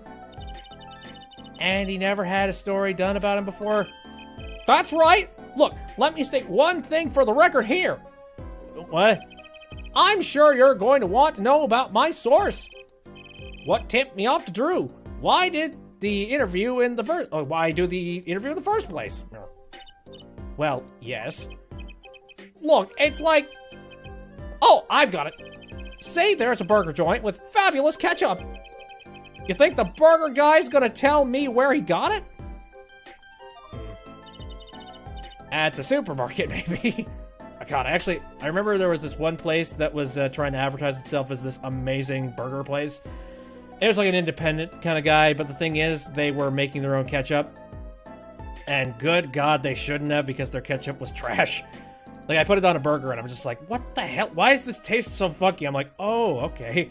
I thought I was eating, like, rancid beef for a second. Like, oh, actually, no, it's the ketchup. The ketchup is shit. So, God, just go and buy regular, like, branded ketchup, please. Exactly! See? That's what I'm talking about! I think I may have actually understood that one. Well, there's nothing I can talk about, really. Walls have ears, eyes, especially glass walls with speakers, end quote. Right. Guess we'll leave then. Ah, but since you're here, might as well tell you a tidbit of news I saw, just for the heck of it. Sure, tell us, just for the heck of it. I remember it like it was yesterday. I'd seen a movie on a trip and wandered into this burger place with amazing ketchup. Basically the opposite of me, cool. When an article in a tabloid caught my eye. Famous oil painting stolen from art dealer's gallery, end quote, I believe it was. An oil painting? Happens every day, right? But I thought I'd seen that painting somewhere before. A painting of a giant peach floating down a river. Holy shit! Someone stole an oil painting of a giant peach? Journalists can smell scoop better than burgers, end quote. Holy hell! Dude, you wouldn't be referring to this one, would you? All right, let me go on the record here. Yes? I know what you're gonna say. Brushel, take this. Write brilliant column, end quote. No, I just want you to look at this picture. I don't think so. Look, buddy, I write brilliant columns about one thing, and that's food. Try to understand. What could he possibly be writing? You didn't listen to a word I said. Crap. Okay. Interesting. I wonder if I do need to present anything, or if he's just gonna be a dick. I kind of want to go for the second option, but I also don't want to lose any chances here. Chances here. Excuse me. Ah, screw it. Here, I can skip through all this stuff. Let's see. No. I'm sure he probably doesn't know anything about this stuff.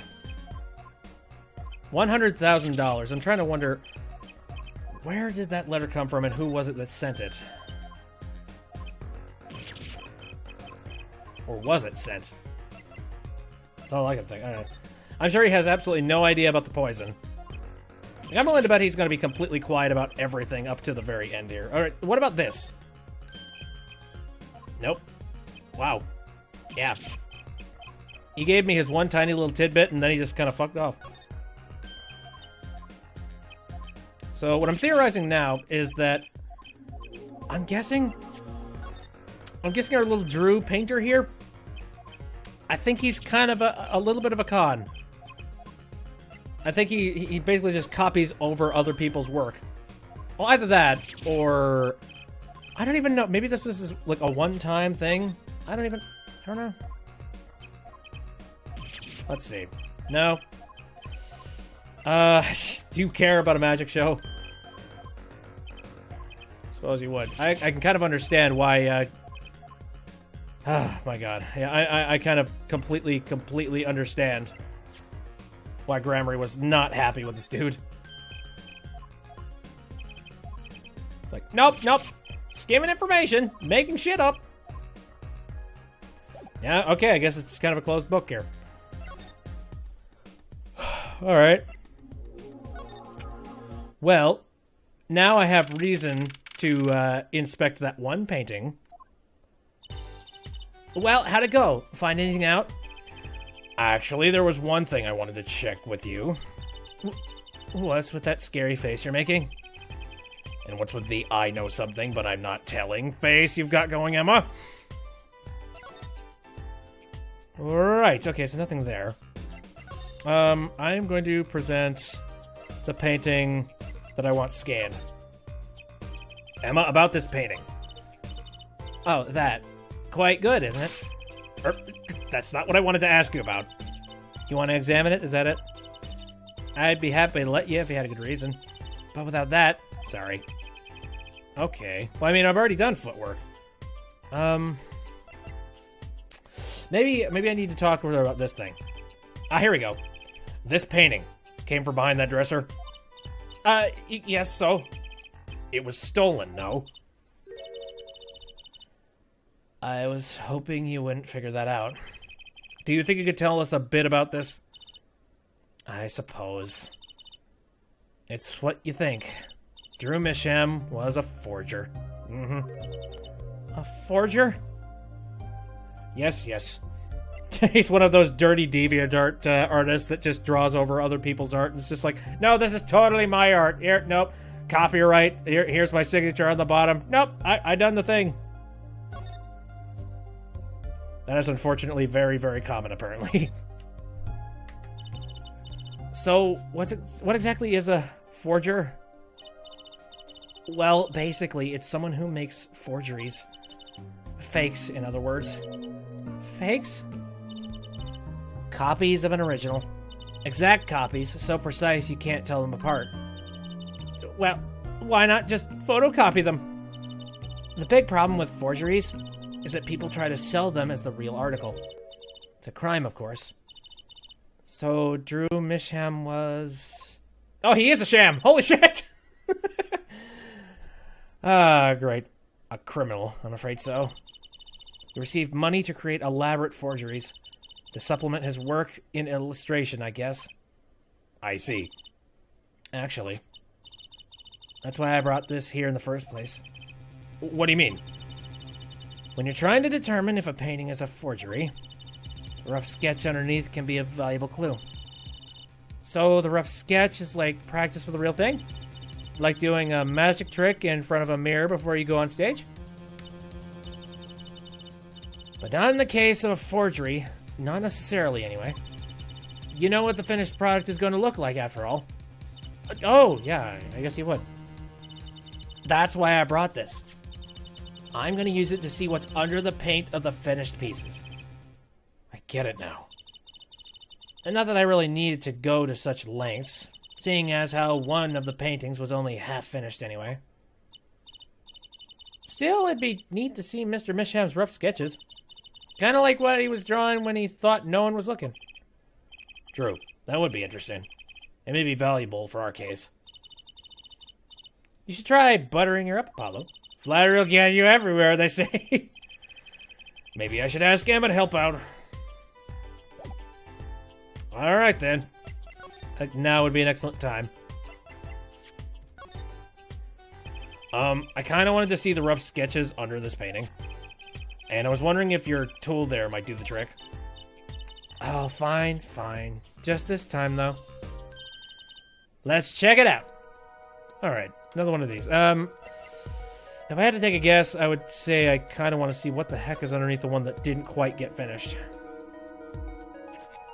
Now, I'm trying to remember, wasn't there something about the Mona Lisa? They did a very similar kind of thing where they scanned it and they found out that, like, the Mona Lisa was made a very different, apparently, like, underneath it. I don't remember for certain, but I just remember they were talking about, like, one particular very famous painting that turned out to be very much different from what it was original, you know, what the original inception was. So it's kind of interesting, because this stuff is kind of grounded in some real logic and some real technology.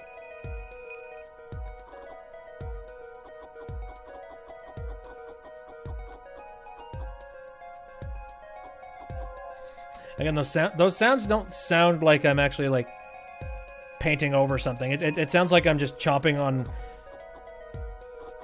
Like, it sounds like a WarioWare sound effect a little bit. Like, I could see it, again, in, like, a, some kind of a food chomping. So I half expect just to hear Wario just like, excellent! The hell are you drawing here? Some dude on top of a tower.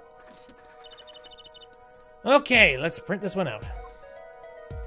That's crazy. Look, that's actually a really good sketch underneath. Why wouldn't you just sell that, dude? That's pretty cool. What the heck? Wow, he really blows. The finished painting isn't anything like that. Oh, shut the hell up. Devices like mine didn't exist until recently. He probably thought he could draw any sort of thing he wanted to for the rough. What do you mean? Well, in the past, you could only analyze the composition of a rough sketch. Composition? In other words, the traces of charcoal between paint and canvas. So you could tell if there had been a rough sketch, but not what it looked like. Oh, I think I follow you. So in essence, it wouldn't matter what was underneath the finished painting. Some pros would actually paint out a rough sketch entirely, then do a complete new painting on top of that. So Mr. Misham was drawing whatever he wanted before painting over them? That is strange. Possibly. Is there a problem with that? Not particularly, but something about the sketch itself is kind of odd. You're awfully silent all of a sudden, Apollo. You think we could check out one of the other paintings? Well, sure. You like this detective stuff, don't you? Yeah. Alright, so one of them looked like just some dude standing on a tower. Or whatever the hell. So that means that all of these are fakery nonsense. I like that other painting. I feel like he could just, like... I think he could have a career in just painting his own thing. He just needs some damn confidence.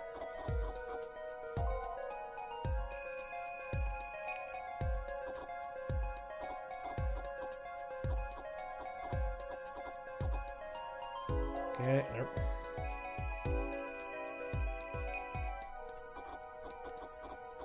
So what's this going to be? Oh, it's a farmhouse of some kind. I guess the full-on benefit is the fact that he knows that something like this is, you know, the stuff that he was painting over this stuff was already famous, so by extension, it'll all, you know, it'll sell. You know, there's absolutely no... What the fuck? That's a noodle stand, I think. What? I think? That's the first thing that sort of pops in my head when I see that. This one, too. What's wrong, Apollo? You look so serious all of a sudden. You think I could just look at the last of these? Fine by me, knock yourself out. Holy shit. That other one was a high-rise thing. Okay. Oh, this is gonna be interesting. Who was this guy? What was he drawing underneath all these?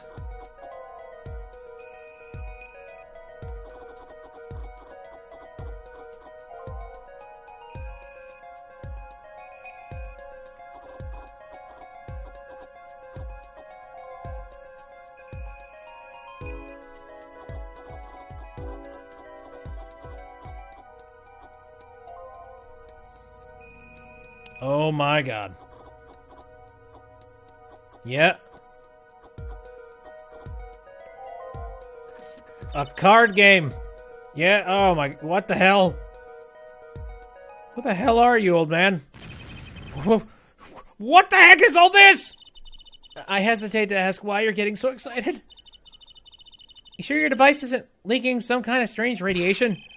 Trucy, look at these 3 sketches. Do you notice anything?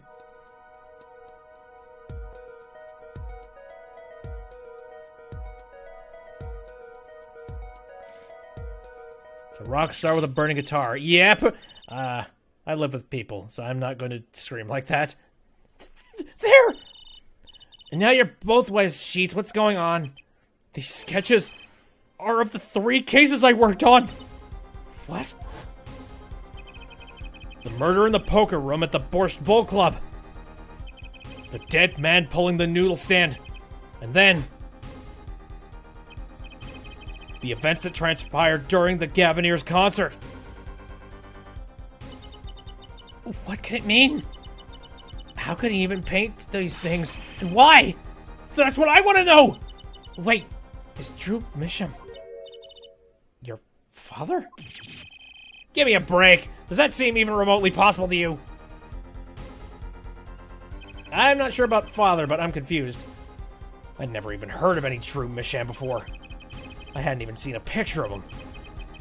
There were my cases, drawn on his canvas. Every single one of them. Couldn't have been a coincidence. Just who was this Drew Misham? What did he have to do with me? To be continued. Color me intrigued. I'm gonna move on to the next chapter just because, yeah, I am glued in myself. Quite the shock. Jesus Christ. Well, now I'm just sort of wondering, it's like, who the hell are you? Are you... This... He had to have an... Alright. This dude had to have had an alibi for the past 7 years. 7 years of time. Alright? And somebody who needed to have been... in some way... Maybe he was, like, found guilty or found innocent or something had gone wrong in the court system and he needed to go in hiding. This is odd. Let me see. And then there's you. Something tells me that you're not his daughter. Good morning. So, you're Vera, right? I'm Trissy. Trissy Wright. That's right with a W, but not right. Right? Unamused. We're on your side. You can tell us anything. Please.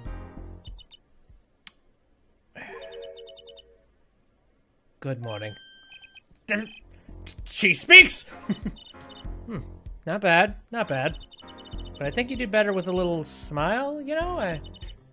You're so pretty. You need to sell yourself, you know? Trucy, let's take it easy for starters.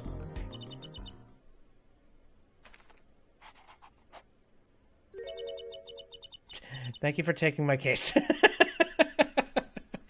Okay. I like her level. I love her dialogue. That's a straight up emoji. Okay, well, that's a start, I guess. And there's that weird statue thingy. There she goes with the nail polish again. That's great, really. It's so cultured.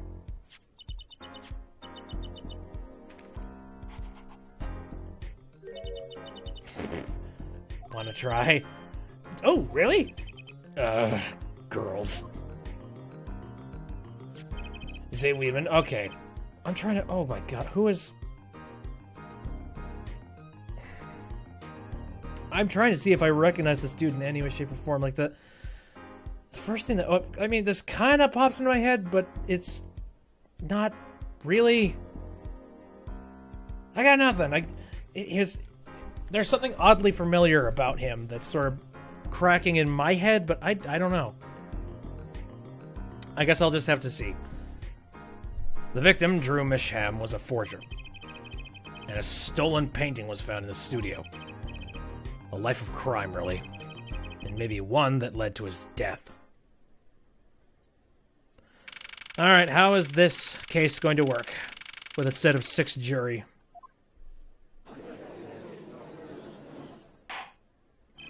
Hey, the judge made it. I thought when Phoenix said just like, I'm going to go ahead and choose which judge is going to be on this case. I'm like, is it going to be the Canadian judge? That'd be great, but I don't know. We will now... begin the trial of Vera Misham? Is the judge okay? His voice is all raspy, and he's looking around all nervous like.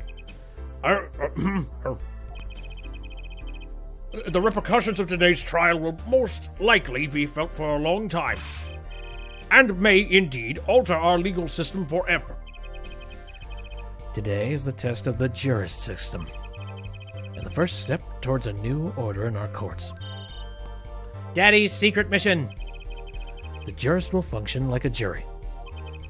It is hoped their inclusion will help the courts to better reflect on people's will. Why? Why aren't there any jurists in the courtroom? Good question. I don't know. I thought maybe they would be off camera because they didn't want to make an extra art asset.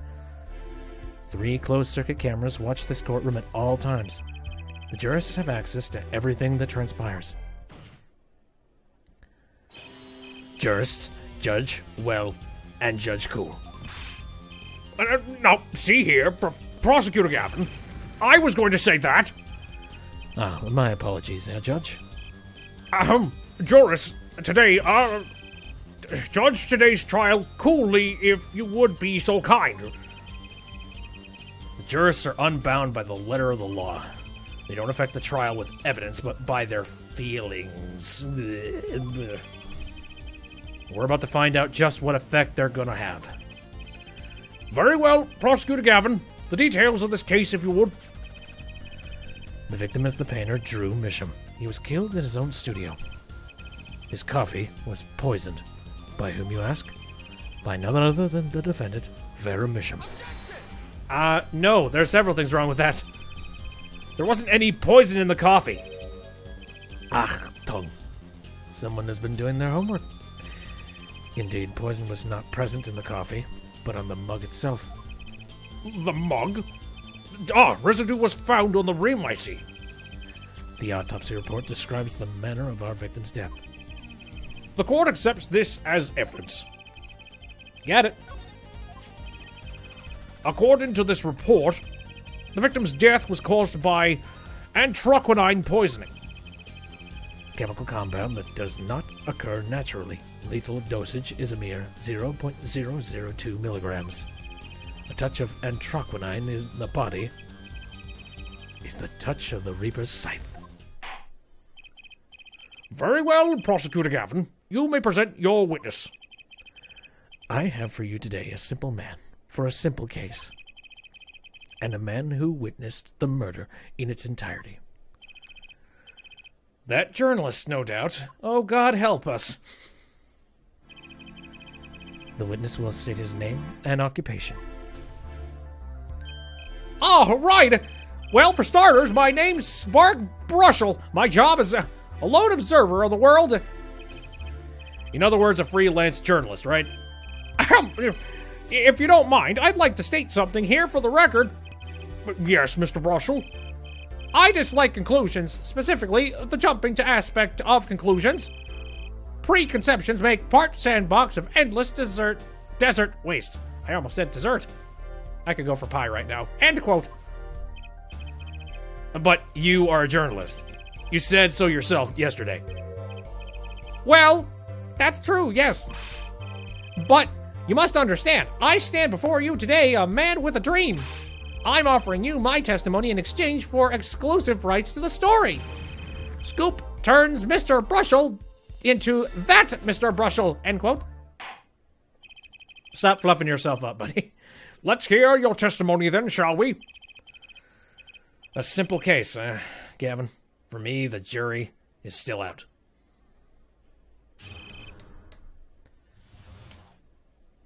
You smiley bastard. I visited the studio around 9 o'clock that night to do the interview. The first outsider to enter the atelier, journalistic history made, end quote. His daughter brought us coffee right after we started. And you know what happened next? Star falls, end quote. No one else entered the room besides her the whole time. That does sound like a simple case. Unless you were the one who poisoned him. What are you saying, Judge? Need I remind you the cameras are rolling today? I felt the need to be a bit dramatic. No, we're good at the dramatic stuff. Just sit there and enjoy the drama. You didn't do it, did you? Me do a thing like that? Come on, that's like a newsmaker making the news, end quote. Or even contemporary witch hunt, end quote. I know wild accusations rock courtroom, end quote. Rock indeed. Prosecutor Gavin sure looks like he's having fun. I'm so happy for him. Very well, Mr. Justice, your cross-examination, please. Right then, I'm going to go ahead and save real quick. Because I can so easily mess this stuff up. Okay. I'm just going to go ahead and press him on stuff. 9 o'clock that night to do the interview. Alright. Any more details? 9 o'clock at night? Isn't that a little late for an interview? If the great painter Drew Misham says come at 9 o'clock, believe you me, I go at 9 o'clock. The first, and as it turns out, last interview with such a prolific painter. Right. Can you tell us what it was like when you arrived? The first outsider to enter the atelier journalistic history made, end quote. You were the first reporter ever in Drew's studio? Posterity will look back on that night as a turning point in journalistic history. A basically insignificant step for all mankind, but a giant step for that Brussels guy, end quote. If no one on the outside ever had access to the studio, then it would serve to reason that the deed was done by an insider. By which he means Vera did it. So, how did this epoch-making interview go? His daughter brought us coffee right after we started. Would you mind being a little more specific? Ooh-wee, let me tell you, I enjoy a cuppa. In fact, it all began when I was in 3rd grade. No, wait, 4th grade? That's not what I meant! I believe I know what our forehead is driving at. This coffee the victim was served. Did anyone other than the defendant touch it? Right, that was what I was going to say, really. Well, now, if you've got a question to ask, you'd best straight up ask it. That's what I tell all the new recruits, several times if necessary. Right for a grade schooler. That's my motto. Which isn't to say that I get... Who touched the coffee? No. I was in the back looking at the studio's equipment when she served it. Crap. And what happened next? That was a waste of time. And you know what happened next? Star falls, end quote. What's this about a star falling? Star falls. It's like an old telegram. Send money. Over. Zowie, you don't know? That's like a journalism code word. An important personage passes away. A star falls. Get it? But there's no gravity in space, is there? I wouldn't think stars could fall, really. Does that matter? Oh boy, this is good stuff, good stuff. How about star breaks? No, lacks punch. Again, more clickbait. I know. Star dies. No, lacks imagination. Of course, you could go with Drew dies. Straight to the point. I like it. I think we need to hear about something a little more substantial. Okay. Ooh, alright. The moment of death. Russell's coffee. The Stars coffee. Well, alright, well, we've already established that apparently the coffee itself didn't have any poison in it. So, maybe something about Brussels coffee will, like, make him slip something up. I'm kind of curious about the moment of death, though. About when Mr. Misham passed away. Oh boy, what a scene that was! He put his coffee mug down with a crash, right? Yes, and then? Then the cold finger of death touched his spine. Life's flame sputters and fails. So cold was that touch, he could do naught but tremble uncontrollably. Actually, life's flame is a little tired. Life's river frozen over. Yes, that's a go. I think he's starting his article already. Could you describe that a little more simply? Well, as you can imagine, I was pretty surprised. He hit the floor, as they say. Artist's seizure is final performance, end quote. Antroconine paralyzes the central nervous system. The body arches back like a bow. The limbs tremble. That's quite enough of that! Some of us want to be able to sleep tonight. Oh, yeah? Well, I want details. Lots of juicy details. This is the first time I'm actually with Brushel. Just make it gruesome. Do it. For that, you can listen to our last year's hit single, Antroconine, My Love, by the Gaviniers, available at all major music outlets. The point here is that the victim died of antroquinine poisoning. Well, Mr. Justice, how did you find that testimony? Okay, the point is that he died of antroquinine poisoning. I mean, my guess is that this is probably going to splinter off depending on whether or not I say not important or very important to some parts of to this thing. I don't know if I see any particular... Okay, let me look at the court record, actually. But clearly, I mean, traces of the slow-acting deadly poison antroquinine were found on the rim. Yeah, he died of antroquinine. That's pretty obvious. I don't think that's a major thing involved with the case, though. Or at least that's not going to be a good... That's not going to be a good measure. That's something that will actually stop that dead in the tracks being like, wait a minute. So I don't know how important it was. You'd think the moment of Mr. Misham's death would be important. But Mr. Brushel's story really didn't tell us anything we didn't already know. Very well, please continue with the testimony. Well, now that we know that there's actually extra stuff on top of that, let's skip all the way back to it. Okay. The moment of death, Brushel's coffee, the Stars coffee. I'm gonna say his coffee. Okay, yeah, let's do this one at a time. Brushel's coffee. So, you drank the coffee that Vera served you to? Course! When someone serves you coffee, you drink it. That's what my old boss always used to say. Never did get what he meant by it, though. But you're still alive, which is to say you didn't die. Of course not! No point falling before you're a star, end quote. That's not exactly what I was getting at. What were you getting at, then?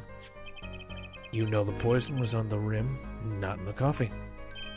Oh, yes. There were 2 cups on the tray she brought. And one of the cups had Drew's signature painted on the side.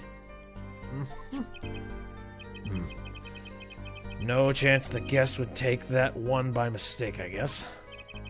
Well, Mr. Justice, was that testimony important? No. I didn't really see anything in that. Let's take a look at the other bit of testimony, then. Falling Stars. Goddamn. There. Okay. So the third one. The Stars coffee.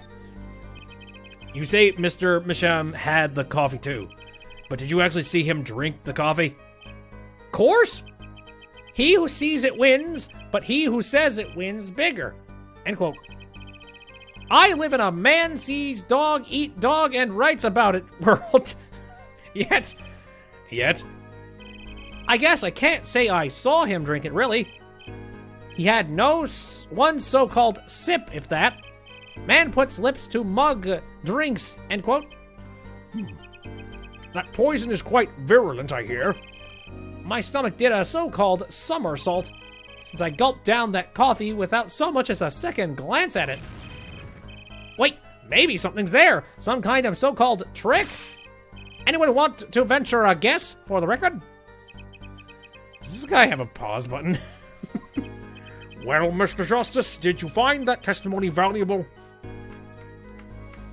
Well, shit. Okay, so the context of all three of those.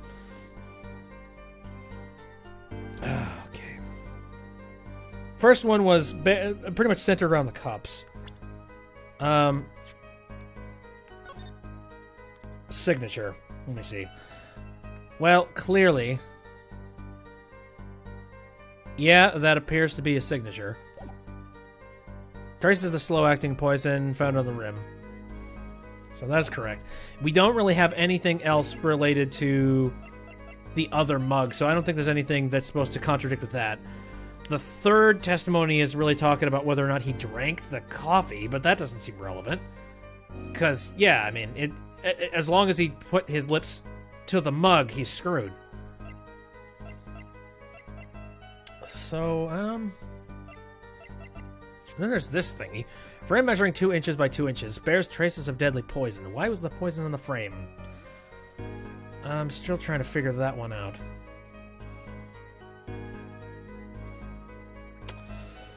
Unless by some chance somebody happened to...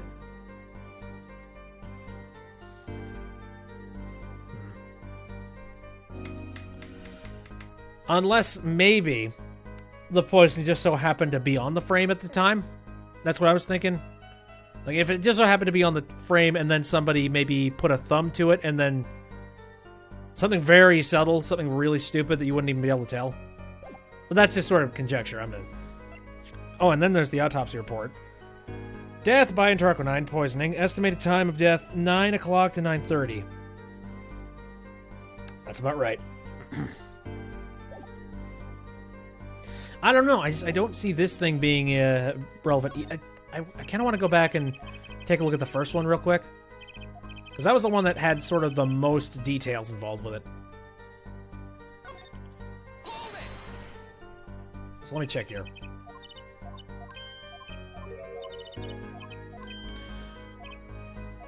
Alright, so... First one was about the moment of death. But I remember that one was pretty straightforward as well.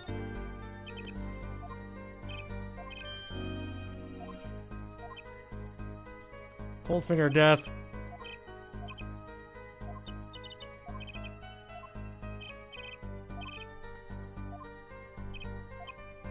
Poisoning. Quite enough of that. Point here is that the victim died of entroquinine poisoning.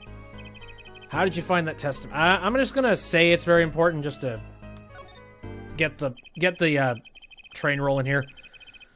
Well, as an account of the moment of the victim's death, I'd say it's very important. Please add it to the testimony.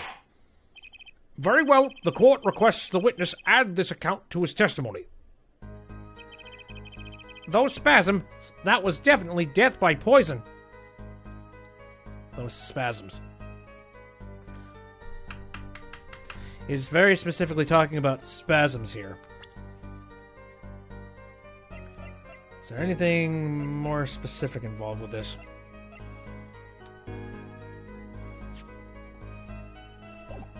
I mean, we have basically said that this has something to do with the nervous system, so there you go. No, I don't see anything that could possibly be faulty here. Let me just press this real quick. Can you say that for sure? For sure? Sure, I'm sure. Drew Studio isn't a big place, kiddo. I'd know if someone else had come in. What if they'd been hiding in there from before? Even if someone had been hiding in the studio, they hardly could have poisoned that mug without anyone noticing. You think I, Spark Brushel, would miss something as obvious as that? No way! Sure makes it sound exciting. I guess that's his job. There's only one moment we need to focus on, really. The moment when Drew Misham died. Exactly. There has to be something there. Well, then that sort of hints at the idea that those spasms are important. Because the moment that he died, those spasms, that was definitely death by poison. Those spasms. Okay, so what would prove something about the well... Oh, wait, could I could press on this. Let's see what happens when I do that. You say it was definitely death by poison. How can you be so sure? Hey, look, I'm a journalist. I've seen a lot of things. And I've had more than my share of experiences with so-called poisonings. How? Man eats fishy fish, goes bye-bye, end quote. Food poisoning doesn't count, exactly. Should I get him to talk about something else? Oh, and would this replace? This replace it then?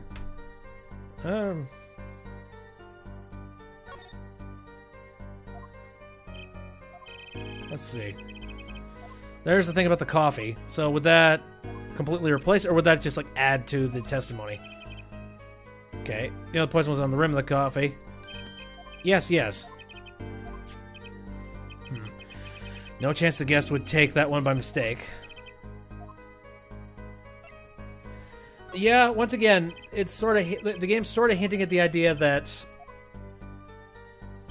the other testament here, the spasms, that was definitely death by poison. Something very specific about that.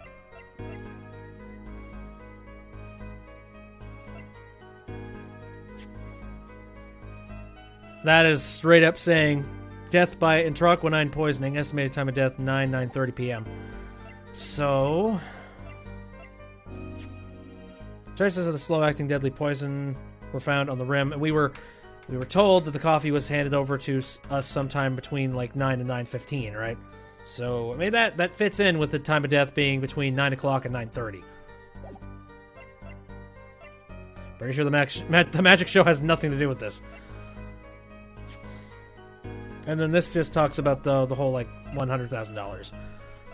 Paintings are probably nothing.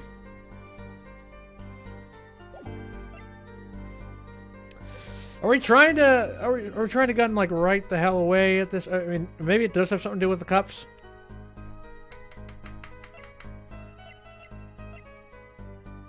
Well, let's think about the cup. Traces of the slow-acting deadly poison and entroquinine were found on the rim. Okay, that's factual. I'm at a little bit of a roadblock in my head.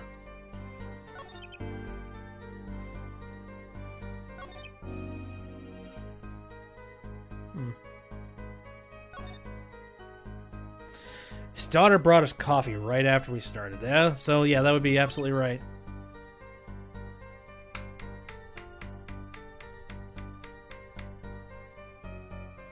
These spasms, that was definitely poison. Oh my god. I'm gonna try and think about some of the other questions in context with, and like, you know, my my evidence just real quick.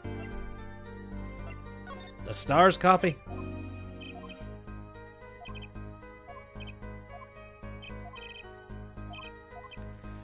He adds a sip, so that means his lips made contact, so yeah. The victim drank his coffee, then immediately fell over. Oh, yes, you can go to the press with that one. Your Honor, this is a vital piece of information. Please add it to the testimony. Very well, the witness will add this to his testimony. Vital, right? He had one sip. If that, the next moment, he was on the floor. No, he fucking didn't. No, he didn't, because this is a poison that... Yeah, that's it. Let me see. Okay, so how do I go? Traces of the slow-acting deadly poison. This doesn't immediately make someone fall to the floor. Got it. You know what I have a problem with? A particular property of the poison used, entroquinine. Oh, Prosecutor Gavin was quite clear about the poison. A lethal dose of 0.002 milligram paralyzes the central nervous system. If you drank that, even you, Mr. Justice, would be reduced to a quivering pile. Why are you using me as an example? Unfortunately, we weren't told everything. There was a vital omission in Prosecutor Gavin's information. Mm-hmm. An omission? Entroquinine is as virulent as he says. But death doesn't come upon ingestion, not immediately. That's because anthraquinine is slow-acting! Slow-acting? According to one forensic scientist, it's one of the most virulent poisons, but is absorbed into the body astonishingly slowly.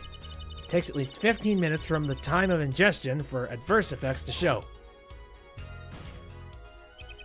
If we suppose that the moment Mr. Misham sipped the coffee was when he sealed his fate, then he would still have time left to enjoy his last cup of joe. Very good. Order! Order! What's the meaning of this? If what the defense says is correct, why? That contradicts the entire testimony we've just heard. Well, Mr. Brushel, anything to say? On the record? Slow acting. Slow act. It was virulent, all right. Even then, it had already begun digging its claws into the journalist. He's working on a scoop. He's so... Yeah, you're sick of this. It's Brushel, yeah? Brushel, let's take a trip back down memory lane. No, Did the victim really die the instant he took a sip? Think it over. This is vital. You know what I think? I think it was a not-so-subliminal suggestion. End quote. I admit it does cause a problem if he died when you say he died. I would be forced to say auf Wiedersehen to my simple case. And you would be forced to say farewell to your article. Come again. You can't write a story based on conjecture, can you? And as the case drags on, other reporters will pick up the scent. And you'll be forced to kiss your exclusive scoop goodbye. Boy. Oh, God. No, I don't like... No. I really, really don't like that art for this dude. Look, wait a second. Well, just 1 second. We're waiting. Oh, I would have... I think I just recalled a so-called important detail. A revival of recollection, end quote. A story's survival, end quote. Attorney utterly confused, end quote. Actually, I did notice something when I visited the studio. I'd heard of poison that takes its sweet time, see? But not what I've been saying for the last few minutes, apparently. Mr. Brushel, are you saying you noticed something that explains what happened? You bet I am. The antidote for a poisonous contradiction, end quote, you might say. Or, I still have no idea what you're talking about, end quote, I might say. I figured it out, but only after an in-depth interview. See, thanks to my journalism skills, I know who poisoned that coffee. Great. Order! As far as I can tell, the witness is standing by his testimony. That Mr. Misham died the instant after his drink. Of course, I'm standing by my testimony, and my dream of exclusive rights to this story. Ugh. I suppose it was too much to hope for. What was? Of course you wouldn't choose a simple case. Not him. No. He's a very, very deep man. A deep man in a beanie. Him? Phoenix Wright, who else? Hello, Obelisk. Achtung, Herr Brushel. Report to us if you would. What is it that you noticed? Smiley bastard. The court is a critical trial of the juris system. I'm afraid no room for doubt is permissible. You will testify to the court about what you noticed. Okay, then. Give it to us straight. When I arrived at the studio, Mr. Misham was at his desk. He seemed to be writing a letter, but he quickly sealed the envelope. I thought nothing of it at the time, of course. Now that I think about it, what if he was writing a suicide note? Oh my god, what if? What if? Like, possibly. Perhaps. Maybe. No, we know what's inside it. Actually, that's one of the easiest things that, sorry, I have glass bottled things. A suicide note? Yes, he had this look on his face. This on the Nintendo Switch? Oh, no, I mean 3DS. Yeah, this is a 3DS capture, which, it's a heck of a thing. Man's face inscrutable as a quadratic equation, end quote. Suicide? Poor Mr. Misham. But that means Vera's innocent. Would someone commit suicide in the middle of an interview? Oh. Very well, you may begin your cross-examination. Right, I think I already know what the answer that this asshole... Yeah.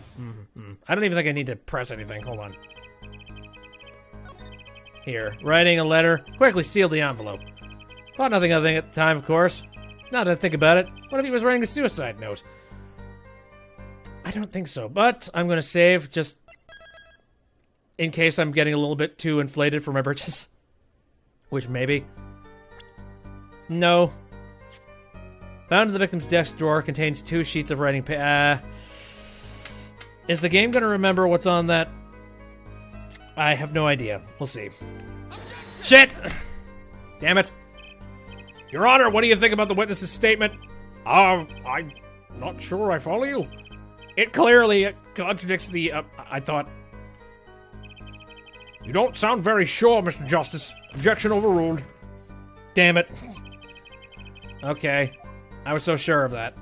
Now that I think about it, what if it was if he was writing a suicide note? Thought nothing of it at the time. Seemed to be writing a letter, but he quickly sealed the envelope. Could that be what I was trying to... Maybe? I don't know. I'm very tempted to try that again, except on a different part of the testimony. Damn it! Oh, God. All right. Witness's statement is clearly faulty, Your Honor. Sorry, but I can see nothing faulty. Unfortunately, I will have to penalize you, Mr. Justice.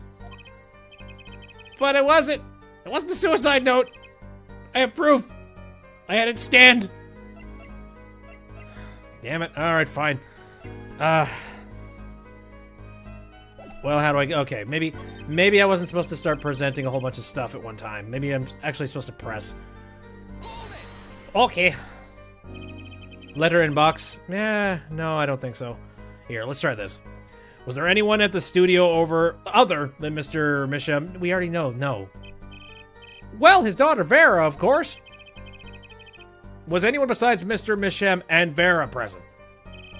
Not a single one. Not a cat. Not a rat. Not even a mouse. The only person who didn't belong to that studio there was you, wasn't it, Mr. Brushel?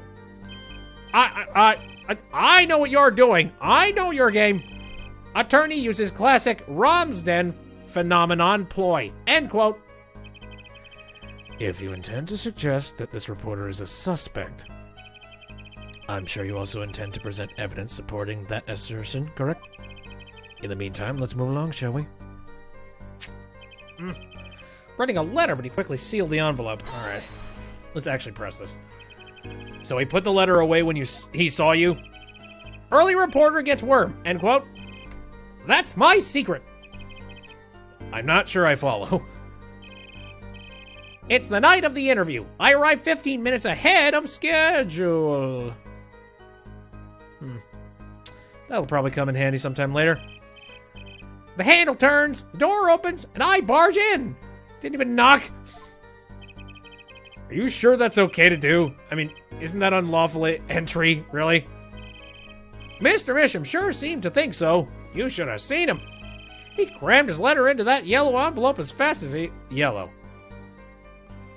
Okay. I know a secret when I spot one, and that was one. It does seem significant. Well, Mr. Justice. I wonder. Does have the ring of something important. Sure, add it. The defense finds this testimony vital, Your Honor. Very well, please add it to the testimony then. Hey, why not? My account comes free of charge. A yellow envelope. I heard it was left at the crime scene. Let's push, see what that does. And you saw him seal this yellow envelope with the letter? Hey, don't look at me like that. I saw what I saw. Apollo, you think this might be... our big break, yeah? What I need to do is show some decisive evidence now. Yellow envelope?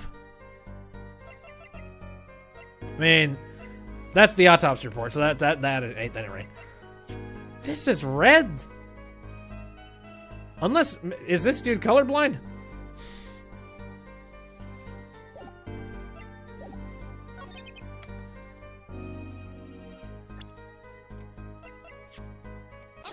What? What? I'm confused. All right, no, I'll go along with it. As it just so happens, there was a single letter in a desk drawer at the scene. In a red envelope. Oh, God. I love the art for this dude. It's so wacky. Prosecutor Gavin. Yes. Was a yellow envelope found at the scene of the crime? Unfortunately, no. But, yeah, go ahead.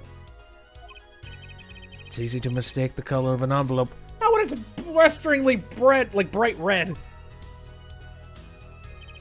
I guess, but not this envelope. You see, it was postmarked already. 7 years ago. Well, Mr. Brushel, I can explain that.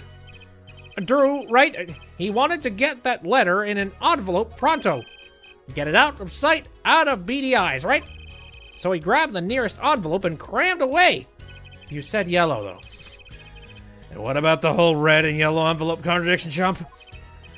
Well, Mr. Justice, have you anything to say to the witness's claim? That night, the victim put a letter he had been writing in a red envelope.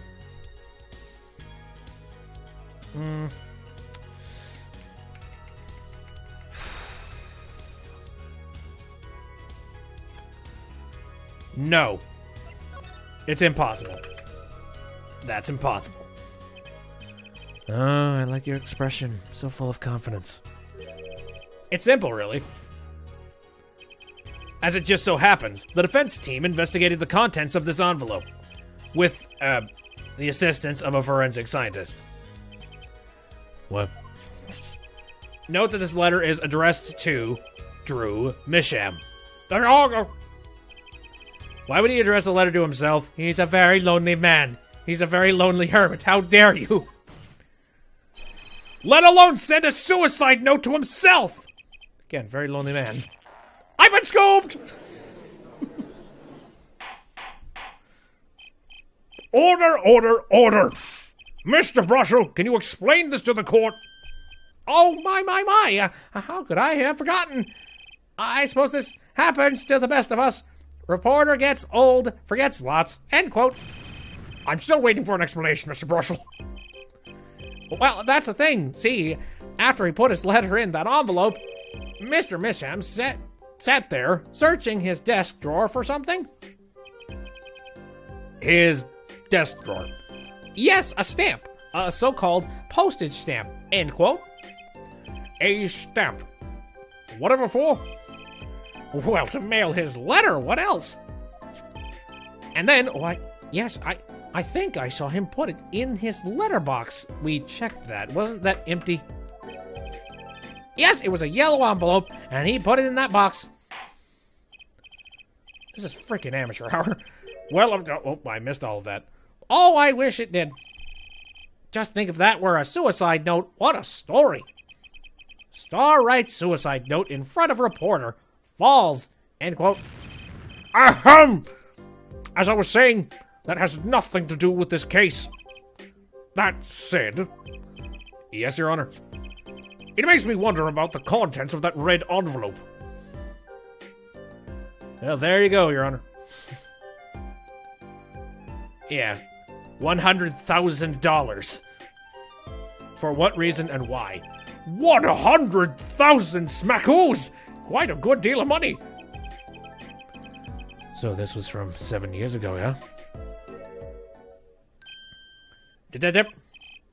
So, am I finished? Here, am I finished here?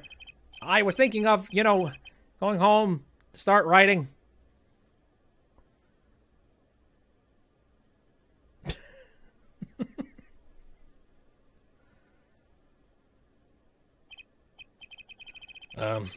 I hate to state what should be pretty obvious to anyone. but when you catch the scent of a story, you make that, or rather, unique face. Come on! Attorney has active imagination, little else, end quote. Even I noticed something, and my eyes aren't what they used to be. Used to be, okay, I joke about your age a lot, but seriously, what was used to be? It seems like that was about eons ago.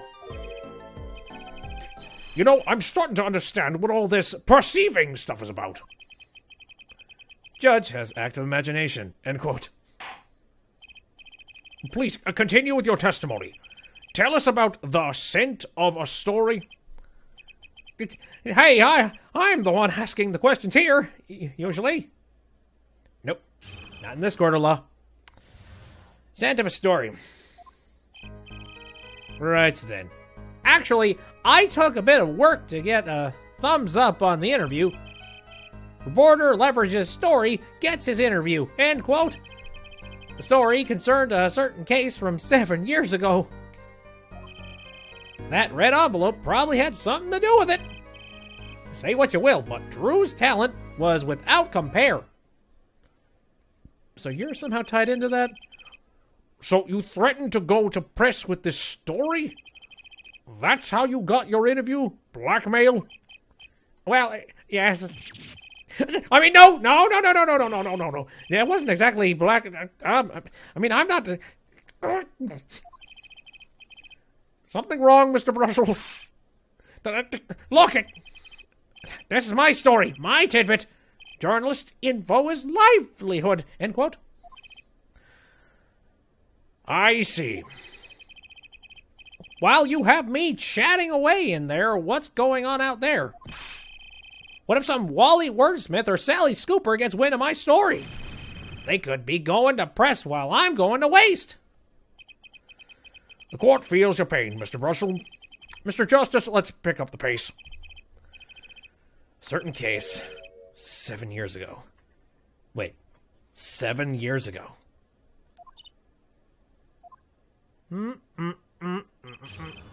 What are we gonna find? Oh, hey. Oh, interesting. So we can inspect him. I'm gonna save real quick. He's got a weird nervous twitch. Okay, actually, it took a bit of work to get a thumbs up on the interview. Gets this interview. Story concerned a certain case from 7 years ago. The red envelope probably had something to do with it. Say what you will, but Drew's talent was without... Okay, so I'm thinking... Let's see if maybe we can get some kind of, Yeah, what the hell would be the nervous twitch of this dude? Or the nervous twitch? I don't freaking have a clue. I don't... he's so freaking gangly, it's kind of hard to even tell what even, like... What does he do when he's nervous? I can't tell.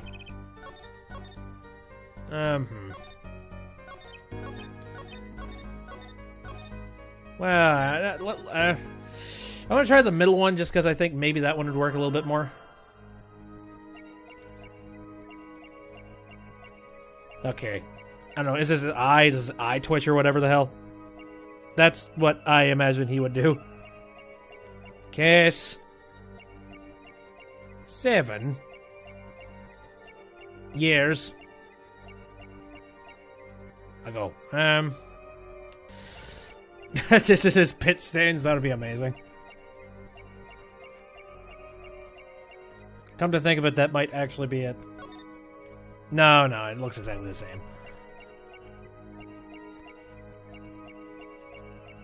Wait, what? Holy Mother of God! What? Wow, that pit stain really disappears, like, in an instant. Say what you will, but Drew's talent... What about Drew's talent? Shit, I sort of pseudo got it. Kind of. A little bit. Thank you, Bitmine. Sweat much, Mr. Brussel? Yeah, well, a man can't help his glands, you know. It's more than that. When Mr. Misham's talent was mentioned, You suddenly began to sweat buckets, and then it sucked back into your body somehow. How do you do that? You're hiding something about his talent. Wow, that's ridiculous. Evidence time. Let's show where Mr. Misham's true talent lay. Just so happens I have evidence showing the talent mentioned in that letter. You gotta go? Alright. Hey, again, thanks for the help. That was fun. And dumb. Okay. Just so happens I have evidence showing that talent mentioned in that letter. Mentioned in that letter? Well, alright. Please send receipt. Sign the papers and send the okay. I need to mention you to speak of this to no one. Okay. And I think this has to do with... The talent mentioned in that letter was his forgeries, correct? I think that might be it.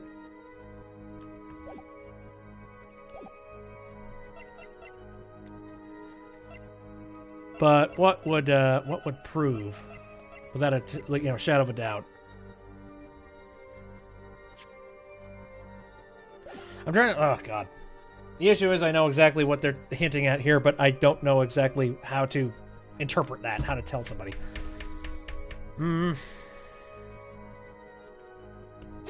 Nah. Yes! Alright. This painting was found in Mr. Misham's studio. There are two problems with this painting. The first is it wasn't painted by Mr. Misham. The second is that there was another painting in the studio, which looked exactly like this one, except it was only half done. Then we have a letter discussing a payment of $100,000, which suggests a certain business operation. The business of making forgeries.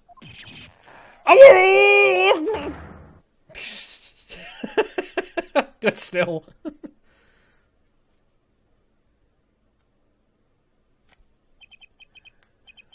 That is all, Your Honor. Everyone, please, everyone. Can we keep this private, please? This is my story, my scoop. Forgery. That's a serious crime. Drew Misham is known as an artist these days, but there were rumors he dabbled in another kind of art until a few years back. Another art, meaning forgery? Drew Misham was talented, all right. Talented at making precise, detailed fakes. The fact that certain criminal elements were quick to discover. Criminal elements? What? You can't seriously be talking about... Exactly. I'm talking about forging evidence. Ooh. The rumors started circulating 7 years ago. 7 years ago? So, are we to understand this letter? This payment of $100,000 was for... Exactly. Forged evidence nets tidy profit. End quote. Uh-oh. Phoenix? Phoenix? Order! Order! Order! Why, it's like our victim was living a double life. This is my chance. So the victim had ties to the criminal world, right? He could have had plenty of enemies we know nothing about. This is my first time hearing of this criminal world. We certainly found no criminal connections when we conducted our investigation. But how do you explain all this money? You have to admit there's a possibility of some illegal activity here. But there's no proof tying this letter to our case. Our case was and remains simple from the beginning. Only the defendants could have poisoned that mug that night. And you, of course. Hey! The only thing I poison is my pen when I'm writing reviews. Mr. Brussel, your testimony to this point has been quite unreliable. He doesn't speak well of your reporting acumen. What are you talking about? My journalism's solid as a rock. Journalism's so solid you could stand an elephant on it. End quote. In any case, let's hear a summarized recap of your testimony. If we can ascertain the situation in that studio from the recap, the trial is over. Apollo, what's he talking about? The cross-examination showed Mr. Bruthel didn't have a reason or means to poison him. As long as there's no other suspects. And the killer had to be Vera. That's what. This next testimony is our last chance. Mr. Brussel, your testimony, please. Crap. Okay, interview recap. The only other person in the studio that night was the defendant. It was Vera who poured the coffee. She admitted as much herself. The only thing that touched Drew's lips during the interview was that mug. And nothing left that studio after he died. Nothing.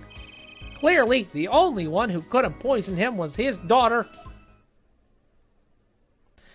I like how we're getting more direct sentences from him now. It's just being like, okay, I won't screw around. A nice testimony. Clear, succinct, and without room for doubt. Oh, shucks. You really think so? I believe this clarifies the situation that night. Very well, Mr. Justice, you may begin your final cross-examination. Right. I still have one trump card left to play. And I won't let this trial end until I use it. I think I know the trump card you're talking about, but we'll see where it fits. The only other person... Okay, I'm doing very well, so I'm saving. I would like to not screw up horribly and end up all the way back. The only other person in the studio that night was the defendant. Okay. But that doesn't prove Vera poisoned it. How many times have we heard that when our forehead? Poison reached its victim via that coffee mug. And from where did that coffee come from? Not to beat a dead horse again and again, but perhaps you could fill us in. I'm on it. You need a horse beat? I'm your man. Damn it. It was Vera who poured the coffee. She admitted as much herself. And you witnessed her pouring the coffee? Of course I didn't witness it. When she came in with that tray, coffee was already poured and steaming. Let us not forget the defendant had admitted to pouring the coffee herself. I heard her statement. I poured, I served, and I killed. No, she didn't. She didn't say that. What? That last part was just a little joke. I don't think I'm going to get anywhere with this coffee mug. I need to find another weak spot in this case. The only thing that touched Drew's lips during that interview was that mug. You're sure about that? Well, to be really, really precise, I was busy gobbling mint candies the whole... Why the fuck? Oh, Jesus, that's why you need to brush your teeth so often. One of those candies might have been poisoned. I don't know. Yet, at the time of the autopsy, no fresh fragrance of mint filled the room. And no mint residue was found. It's a long shot anyway. Don't tell me you're still trying to prove this? You think the victim ate, drank, or otherwise ingested something other than coffee? Well, Mr. Justice, if you have some proof. The possibility is there. I can feel it. Just maybe not prove it. Not yet. And possibility isn't going to cut it. Not now. Mr. Misham ingested that poison via a route other than the coffee.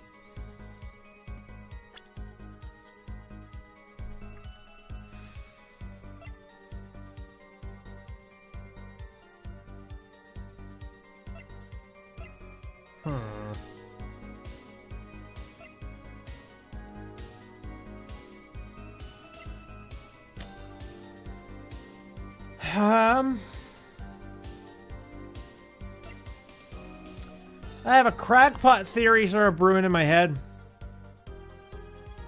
Very crackpot at that.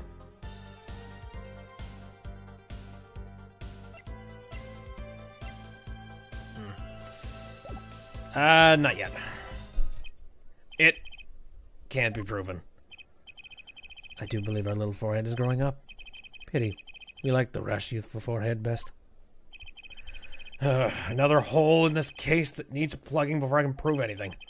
First things first. Better uncover a weak spot before I try to strike again. On with the cross-examination. And nothing left the studio after he died. Nothing. Not one thing? You're sure?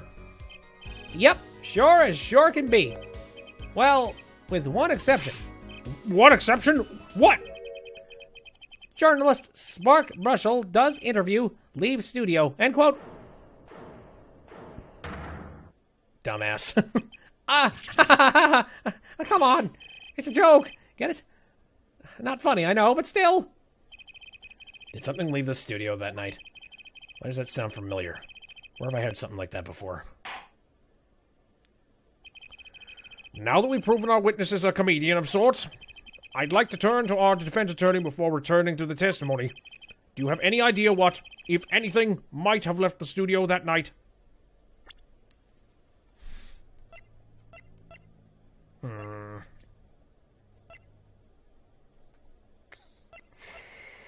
What might have left the studio that night?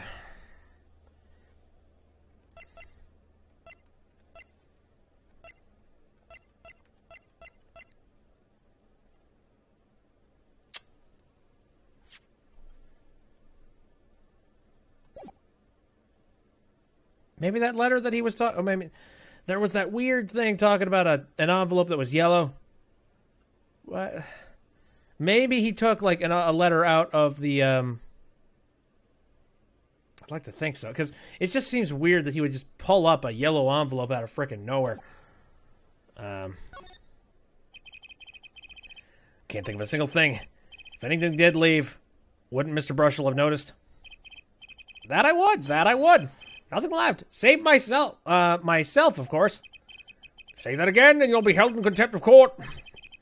Let's get back to the cross-examination, then.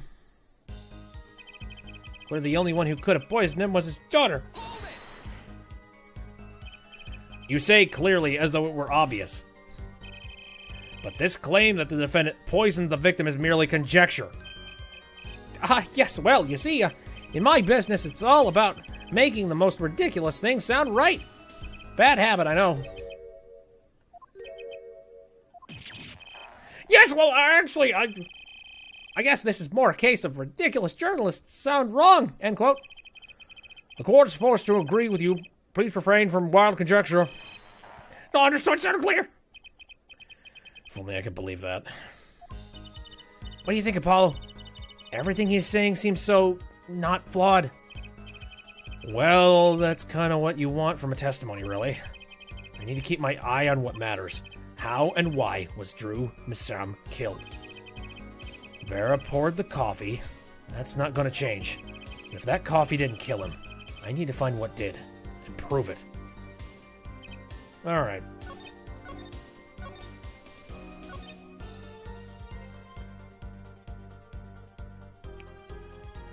One thing that touched Drew's lips during the interview was that mug. I feel like this might have something. You're sure about that? Objection! Right. Do.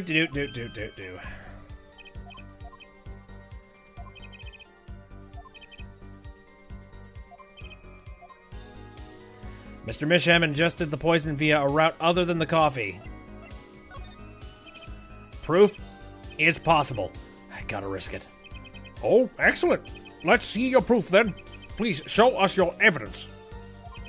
What evidence shows that the victim wasn't poisoned via his coffee mug?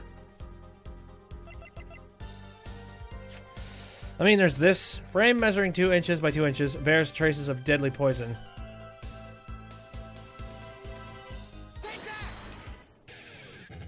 Oh no, I think I did it wrong. I'm gonna assume. Must I explain this over and over and over? We don't need possibilities here, forehead. We need proof. I know that.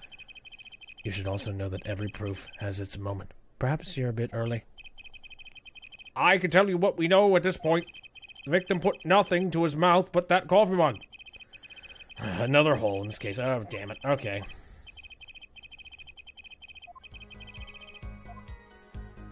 Right. Nothing left the studio. All right. Let's see if maybe this is it. My guess is that the game was probably hinting like, nope, too early.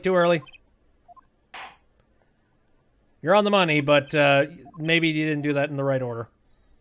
Just one thing. I think one thing might very well have left the studio that night, actually. A certain something that has vanished from the crime scene. By which you mean? Something other than our witness? Of course. Don't tell me. Vera Misham? Believe me, any comic relief I may provide is entirely unintentional. Then let's see what you got for us, Mr. Justice. Well, this thing wasn't at the scene of the crime, so I can't show it to you. But I do have evidence that shows how it could have been taken from the scene. And I think it might be the letterbox, because it's really oddly specific that a yellow envelope was talked about earlier in this little court case. This is the only link between the studio and the outside world. A letterbox? What did Mr. Brushel just tell us? When he entered the studio on the night of the murder, the victim had just finished writing a letter. Yeah, I said that. And yeah, it was true. Furthermore, you went on to tell us that he put the letter in a yellow envelope and put it in the letterbox. But that very same letterbox was empty. In other words, that night, the yellow envelope disappeared. Yes, intriguing. So an envelope has disappeared from the scene of the crime. Of course, this changes nothing. He has a point, Mr. Justice. What we're trying to figure out here is how the poison got into Mr. Misham. Is this really important that this envelope the witness says he saw disappeared? Well, if it did disappear, then something did leave the studio that night. That seems very important to me. Very well, then. The witness will add this to his testimony. You got it! I still think this fails to change anything, Airfoid. I wouldn't be so sure. The letter disappeared from the crime scene that night. This is exactly the opening I've been looking for. A letter was put into the post from the studio, but I hardly think that matters. Nothing could be more serious than an envelope disappearing from the studio. And you were hiding that fact from us. Yes, well, actually, I don't argue the possibility that a letter disappeared from the studio. But, Airforehead, isn't there a much more serious question before us? Right. How Mr. Misham was poisoned, I know. But Mr. Bushel's testimony has changed, which means the facts of the case have too. And what he's told us means something entirely different now. I'm starting to think. Let's keep thinking, Apollo. Alright. Letter was put in the post from the studio, but I hardly think that matters. The only thing that touched Drew's lips during the interview was that mug. So has this thing now changed? You sure about that?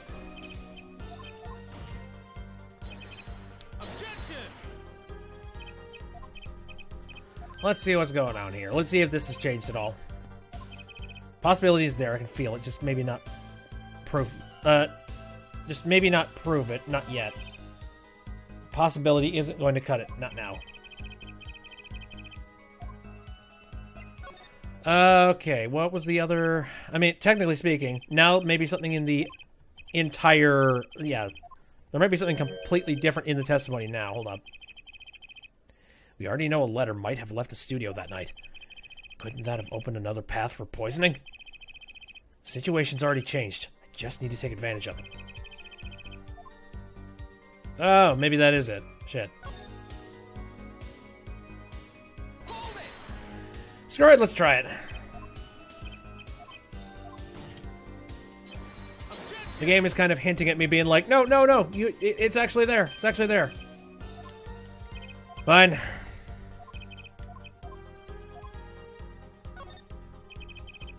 Proof is possible. Here goes nothing.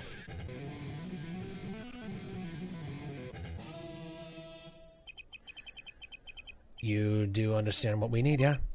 Proof, Airforehead, not possibilities? Of course. And, Prosecutor Gavin, I hope you understand. I'm ready to give you that proof. What did you say? I have proof of the disappearing envelope. I saw him writing a letter. I did. Which was picked up by the mailman, I assume. Of course, which means that envelope had a stamp on it. A stamp. As we all know, stamps come with dried glue on the back. In order to use the glue, you have to wet it by licking the stamp! Ah, interesting. No one worth talking to actually licks stamps in this day and age. Even if you wanted to talk to him, you couldn't. He's dead after all. Okay, so he licked the stamp, but wait, how does that explain the entroquinine in the rim of the coffee mug? If he licked the back of a poison stamp, the poison would get on his tongue, yes? What would then happen if he put the coffee mug to his mouth? That explains the shape. There we go. And that's why the entire rim wasn't just coated in the damn thing. Those traces on the mug weren't the killer's doing. It was the other way around. What? The coffee mug didn't poison Mr. Misham. Mr. Misham poisoned the coffee mug himself! Order! But that doesn't... Recall, if you would, entroquinine is a slow-acting poison, yes? The poison entered his body when he put the stamp on that envelope. But his time wasn't up until the very moment he touched his lips to that cup of joe. And that would explain the time discrepancy.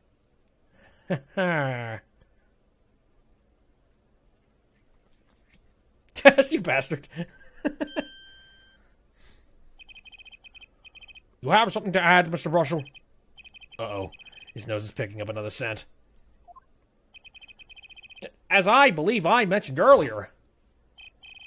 Well, that's the thing. See, after he put his letter in that envelope, Mr. Misham sat there searching his desk drawer for something.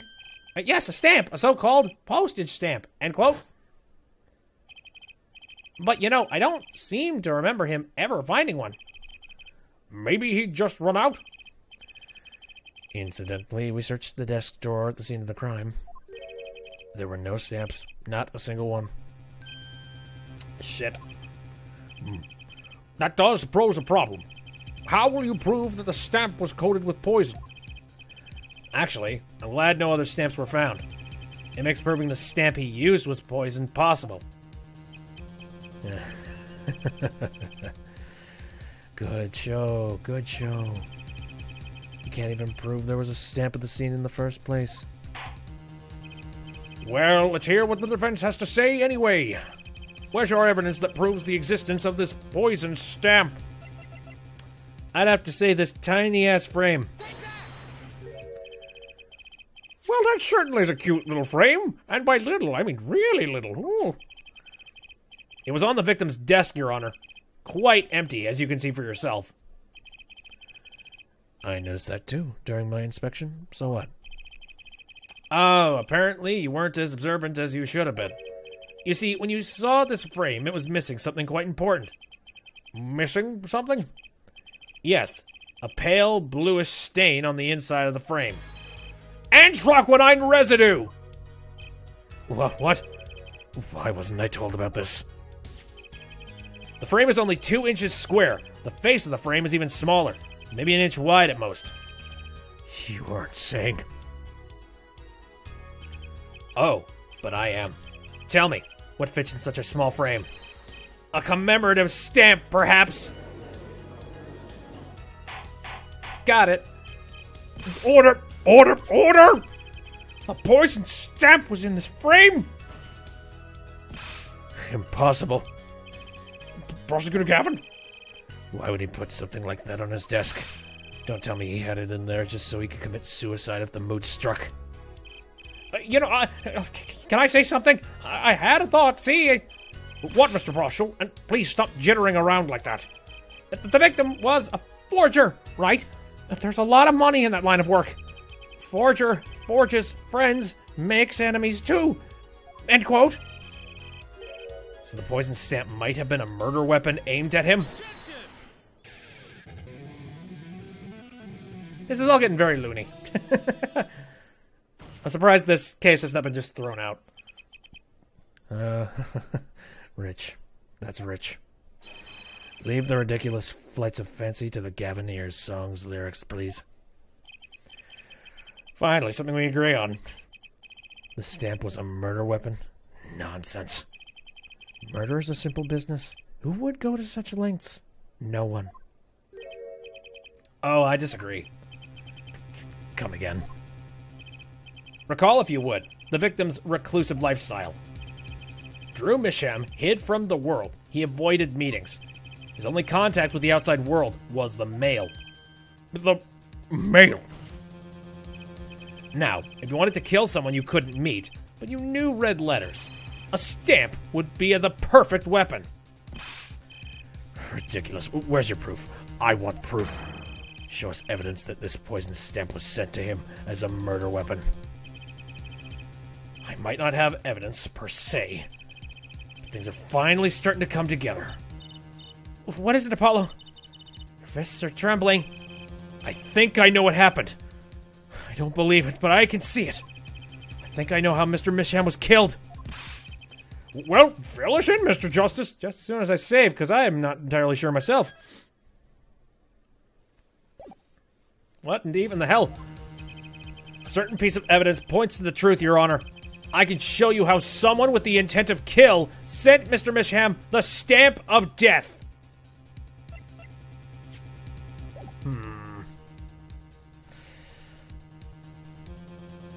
How could someone have sent him... Oh, hell, wait a minute. Wait a minute! Mr. Drew Misham, I have deposited the $100,000 in the designated account. Please send a receipt once confirmed transfer. Sign the papers and send in the enclosed envelope with the enclosed stamp within 3 days. And he didn't do that! Isn't this the envelope, the one from 7 years ago?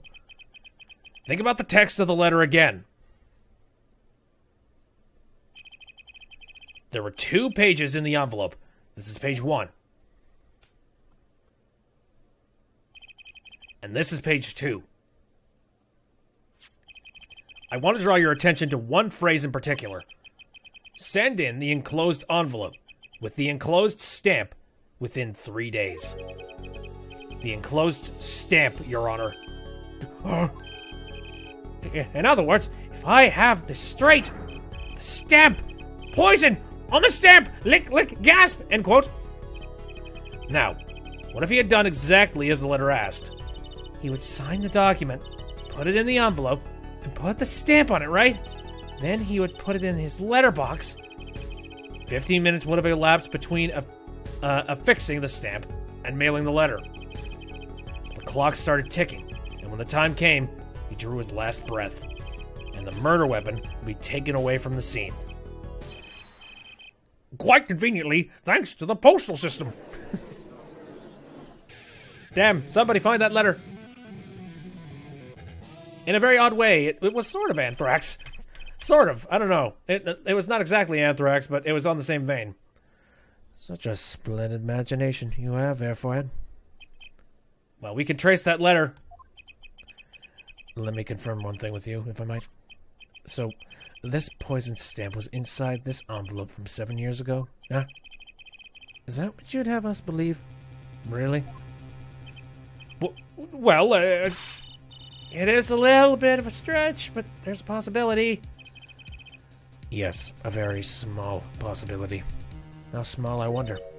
A poison stamp in this envelope? A stamp that then became the murder weapon? How do you intend to prove this seeming coincidence? Well, that was 7 years ago. We don't even know who sent that letter. And your answer is silence. I see. Very well. I move to... What? It's not nice to pick on the Fraulein, Clavier. Who? Holy shit! Sup? Emma! Well, like my Christoph Gavin impression, did I sound like... Oh, you asshole. Okay, I got very confused there for a second. Damn it. Don't quit your day job. Don't you have a crime scene to be looking after, Fräulein Detective? Someone had to come dig you all out of this mess you're making of the case. Mess? You know, none of this would have happened if you just trusted the science a little more. You could find out if that stamp was in that envelope easy. Care to explain yourself, Fräulein Detective? Glare at me all you want, but science is on my side. It's all in the residue, right? That's right! Poison detection spray! Produce the red envelope at once! You can open it on the authority of the court.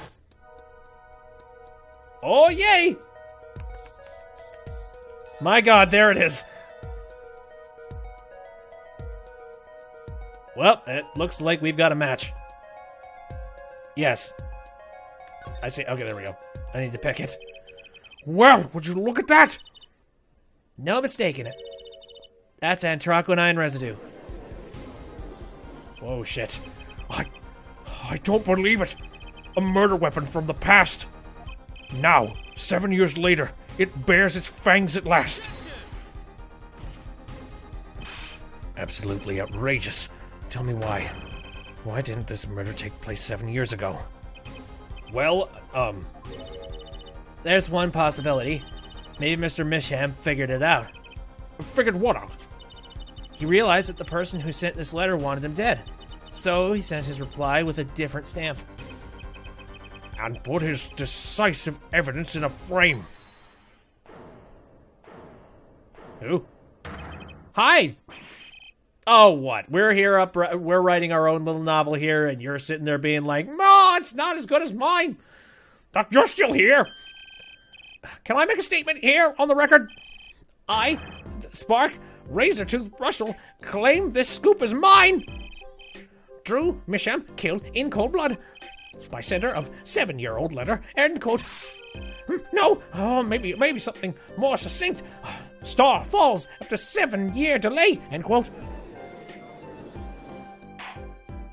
You do whatever the hell you want. I don't. Order. I see no room for further argument here. Though I admit this is all coming as a quick shock. To think that the murder weapon reached his mouth after 7 years. Stamp his ticket straight to afterlife. End quote. Uh-oh. I think the witness is a bad influence on our judge. He's a bad influence on everything. Oh, I see no need for further debate on this matter. The sender of that letter 7 years ago could hardly have been our defendant. Apollo! I think we just won. No, it's never that easy. Very well, this court finds the defendant. Yep.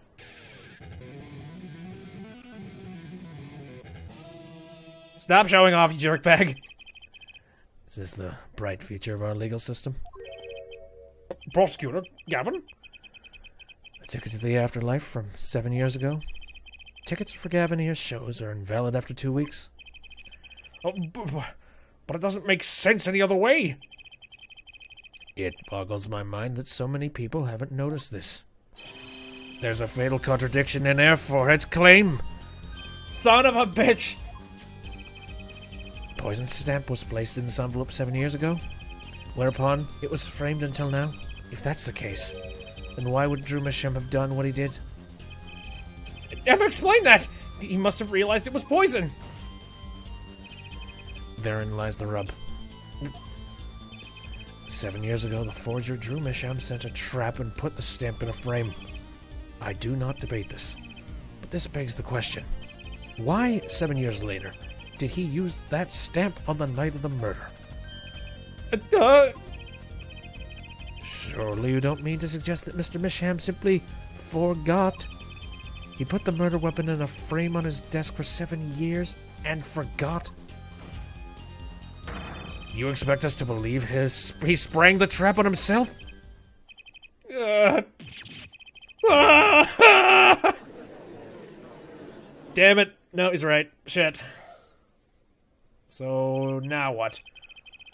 While I admit this is all quite shocking myself, it does seem highly unlikely that he would fall afoul of a trap that had been sitting on his desk for 7 years.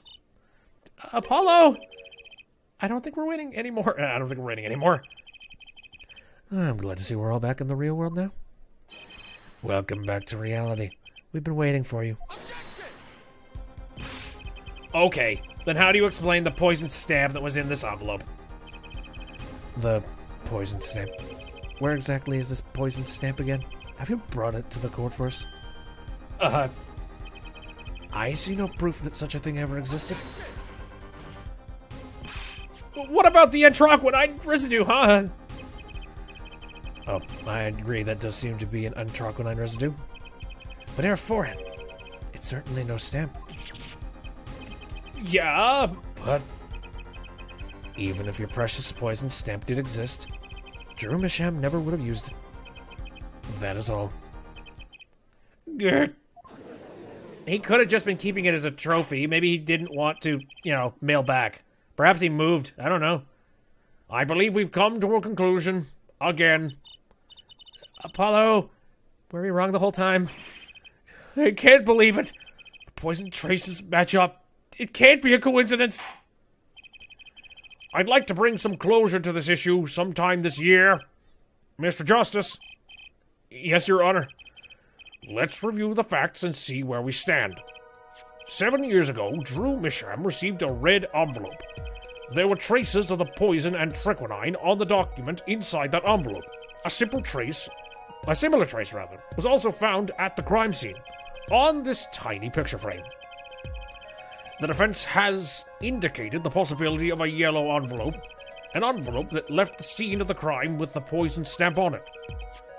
Yes, but even if this envelope contained a poison stamp, and Drew Misham, knowing this, put it in a frame, he never would have used that stamp.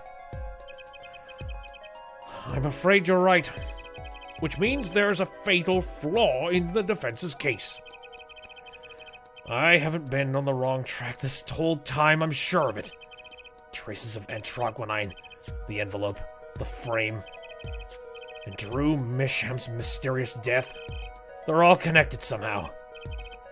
Well, Mr. Justice, do you have a conclusion for us?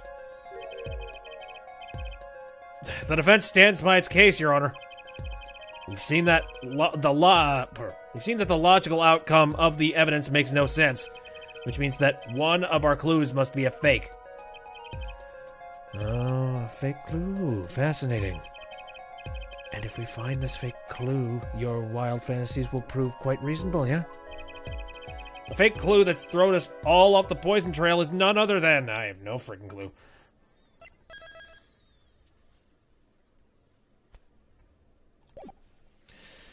Alright, what would be the fake thing? Drew Misham.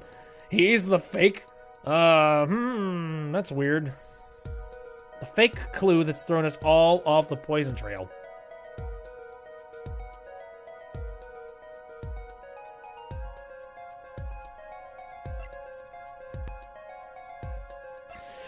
It's the most blindly ridiculous one. I'm gonna go with it. The victim was a fake clue? I'm afraid I don't understand. I'll explain. We have an envelope, a frame, and a mug, linked by poison. That all makes sense. What doesn't make sense is the victim himself. Congratulations, you've completely... Oh, he's so happy when he says that, too. It's just like, I am so out of this one. So the fake evidence is none other than the master of fake himself, the forger. Makes a good story, I'll give you that. The fake clue. Fakes. Forgeries. I know that face. That's the I just had an idea face. I don't know if I'm right, but I'm going with it anyway. What if our forger is the fake? Come again? 7 years ago, our forger sniffed a trap and stepped aside. 7 years passed. Now the forger stumbles into that very same trap and dies. Why? That's what I want to know. Because the forger who was killed was a fake. Here we are again. The victim was a fake. One forger smelled the trap. One forger fell into the trap. That's 2 forgers, and one of them was a fake! Sweet! Sounded ridiculous, but I just went with it. Order! Order! So you're telling us that Drew Misham, the victim, was a fake? Well, if he was the fake, who was the real forger? You better not be claiming there was some kind of switcheroo. I'm afraid you're going to have to back up your story. Mr. Justice, show us just who the real Drew Misham was. If Drew Misham wasn't the real forger, there's only one other person it could have been. I'm so confused. I guess we'll see. Understood, Your Honor. Forger Drew Misham was himself a forgery. The real forger was...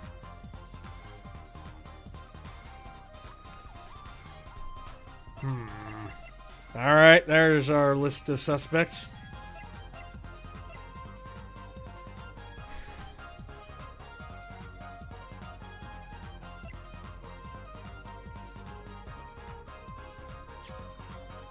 Vera! The defendant accused of poisoning her father, Drew Misham. But she has been fairly quiet the whole time. Secluded. Stuck in the house. Not doing any... The only connection she has is the outside. She's carrying around that... She's carrying around that doodle like thing the entire... It's gotta be her! There can only be one explanation, really. The real identity of the forger, known as Drew Misham, is none other than... his own daughter, Vera Misham! Order!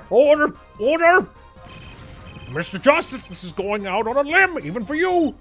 I kinda agree. I mean, Vera, a forger? Let's consider it before you write it off entirely. If you look at the paintings in the studio, one fact becomes quite clear. Forgery had been taking place in that studio for quite some time. The forger wasn't caught in the trap 7 years ago. This can only mean that the one who was caught in the trap wasn't the forger. Well, actually, that does kind of make a certain kind of sense. One more thing. Only 2 sets of fingerprints were found in the forger's studio. Drew Misham's and Vera Misham's. If we know that Drew Misham wasn't the forger, that leaves only one possibility, by process of elimination. The forger was Vera Misham. Well...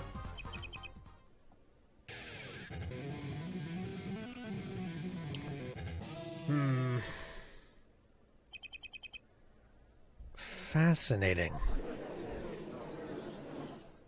Yeah, usually he, tears me down after a riff. Okay. Vera Misham?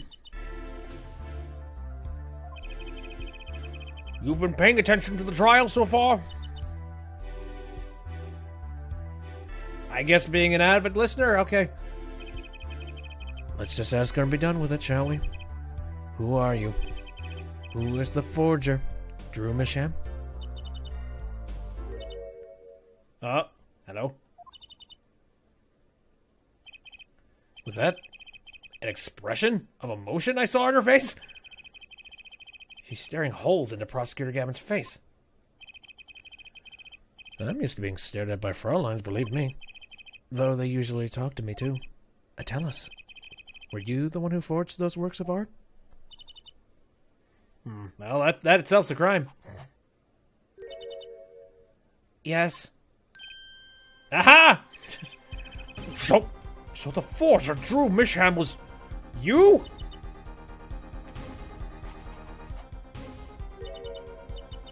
Yes, it was me. Oh, cry face. What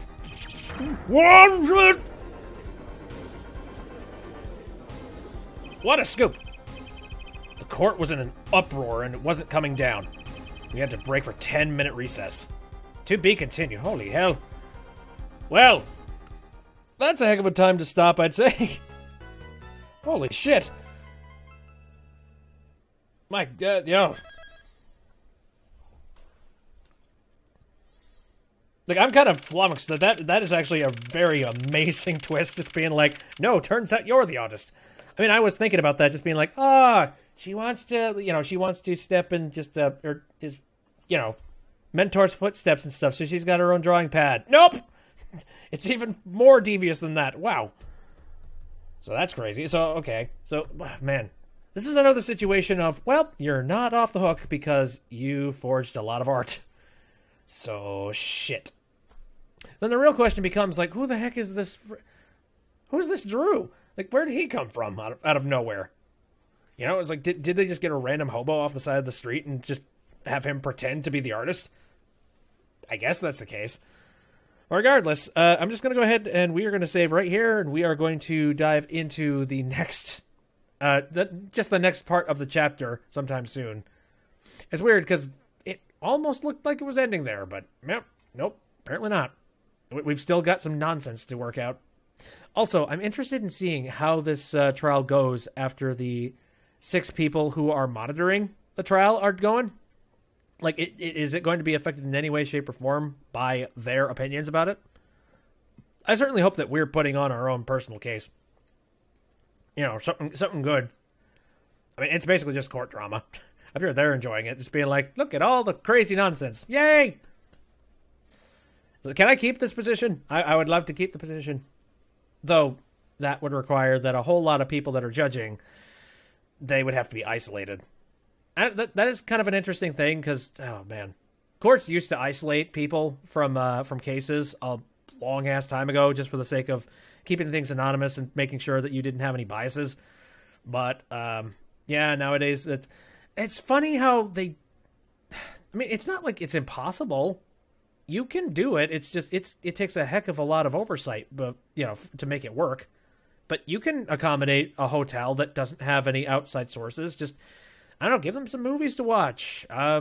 Basically, take away their cell phone. Just make sure that if they have any kind of, if there's any kind of conversations that are had, then, I mean, I don't know. Essentially, you just need to be underneath sort of witness protection in a hotel for a while and take away all forms of communication outside.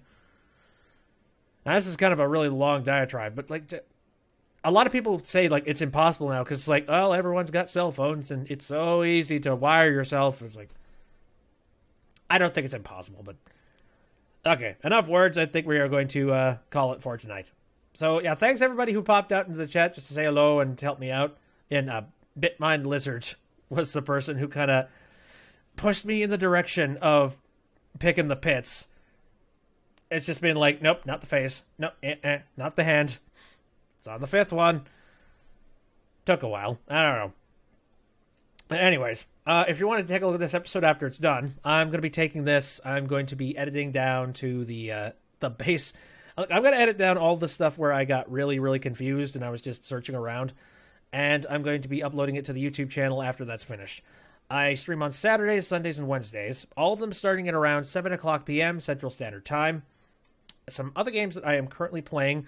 Stardew Valley, that's one other thing that I'm doing. That usually happens on Sunday because it's a pretty chill, relaxed stream. Random roguelikes, so I played Binding of Isaac recently just because I felt like it. Didn't work out. It wasn't a great stream.